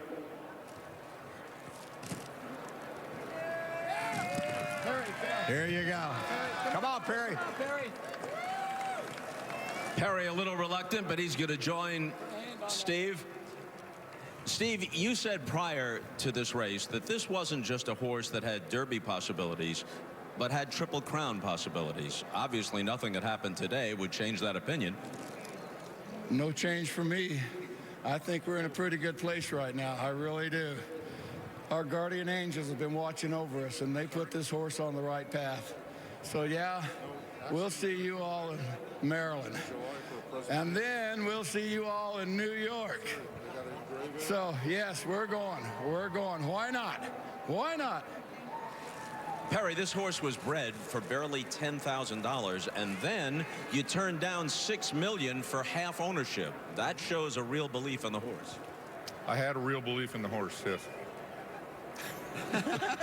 See, this is why Steve handles most of the interviews. He had a real belief in the horse, yes. If you'd care to expand on that, please do. Well, this man right here is a very smart man.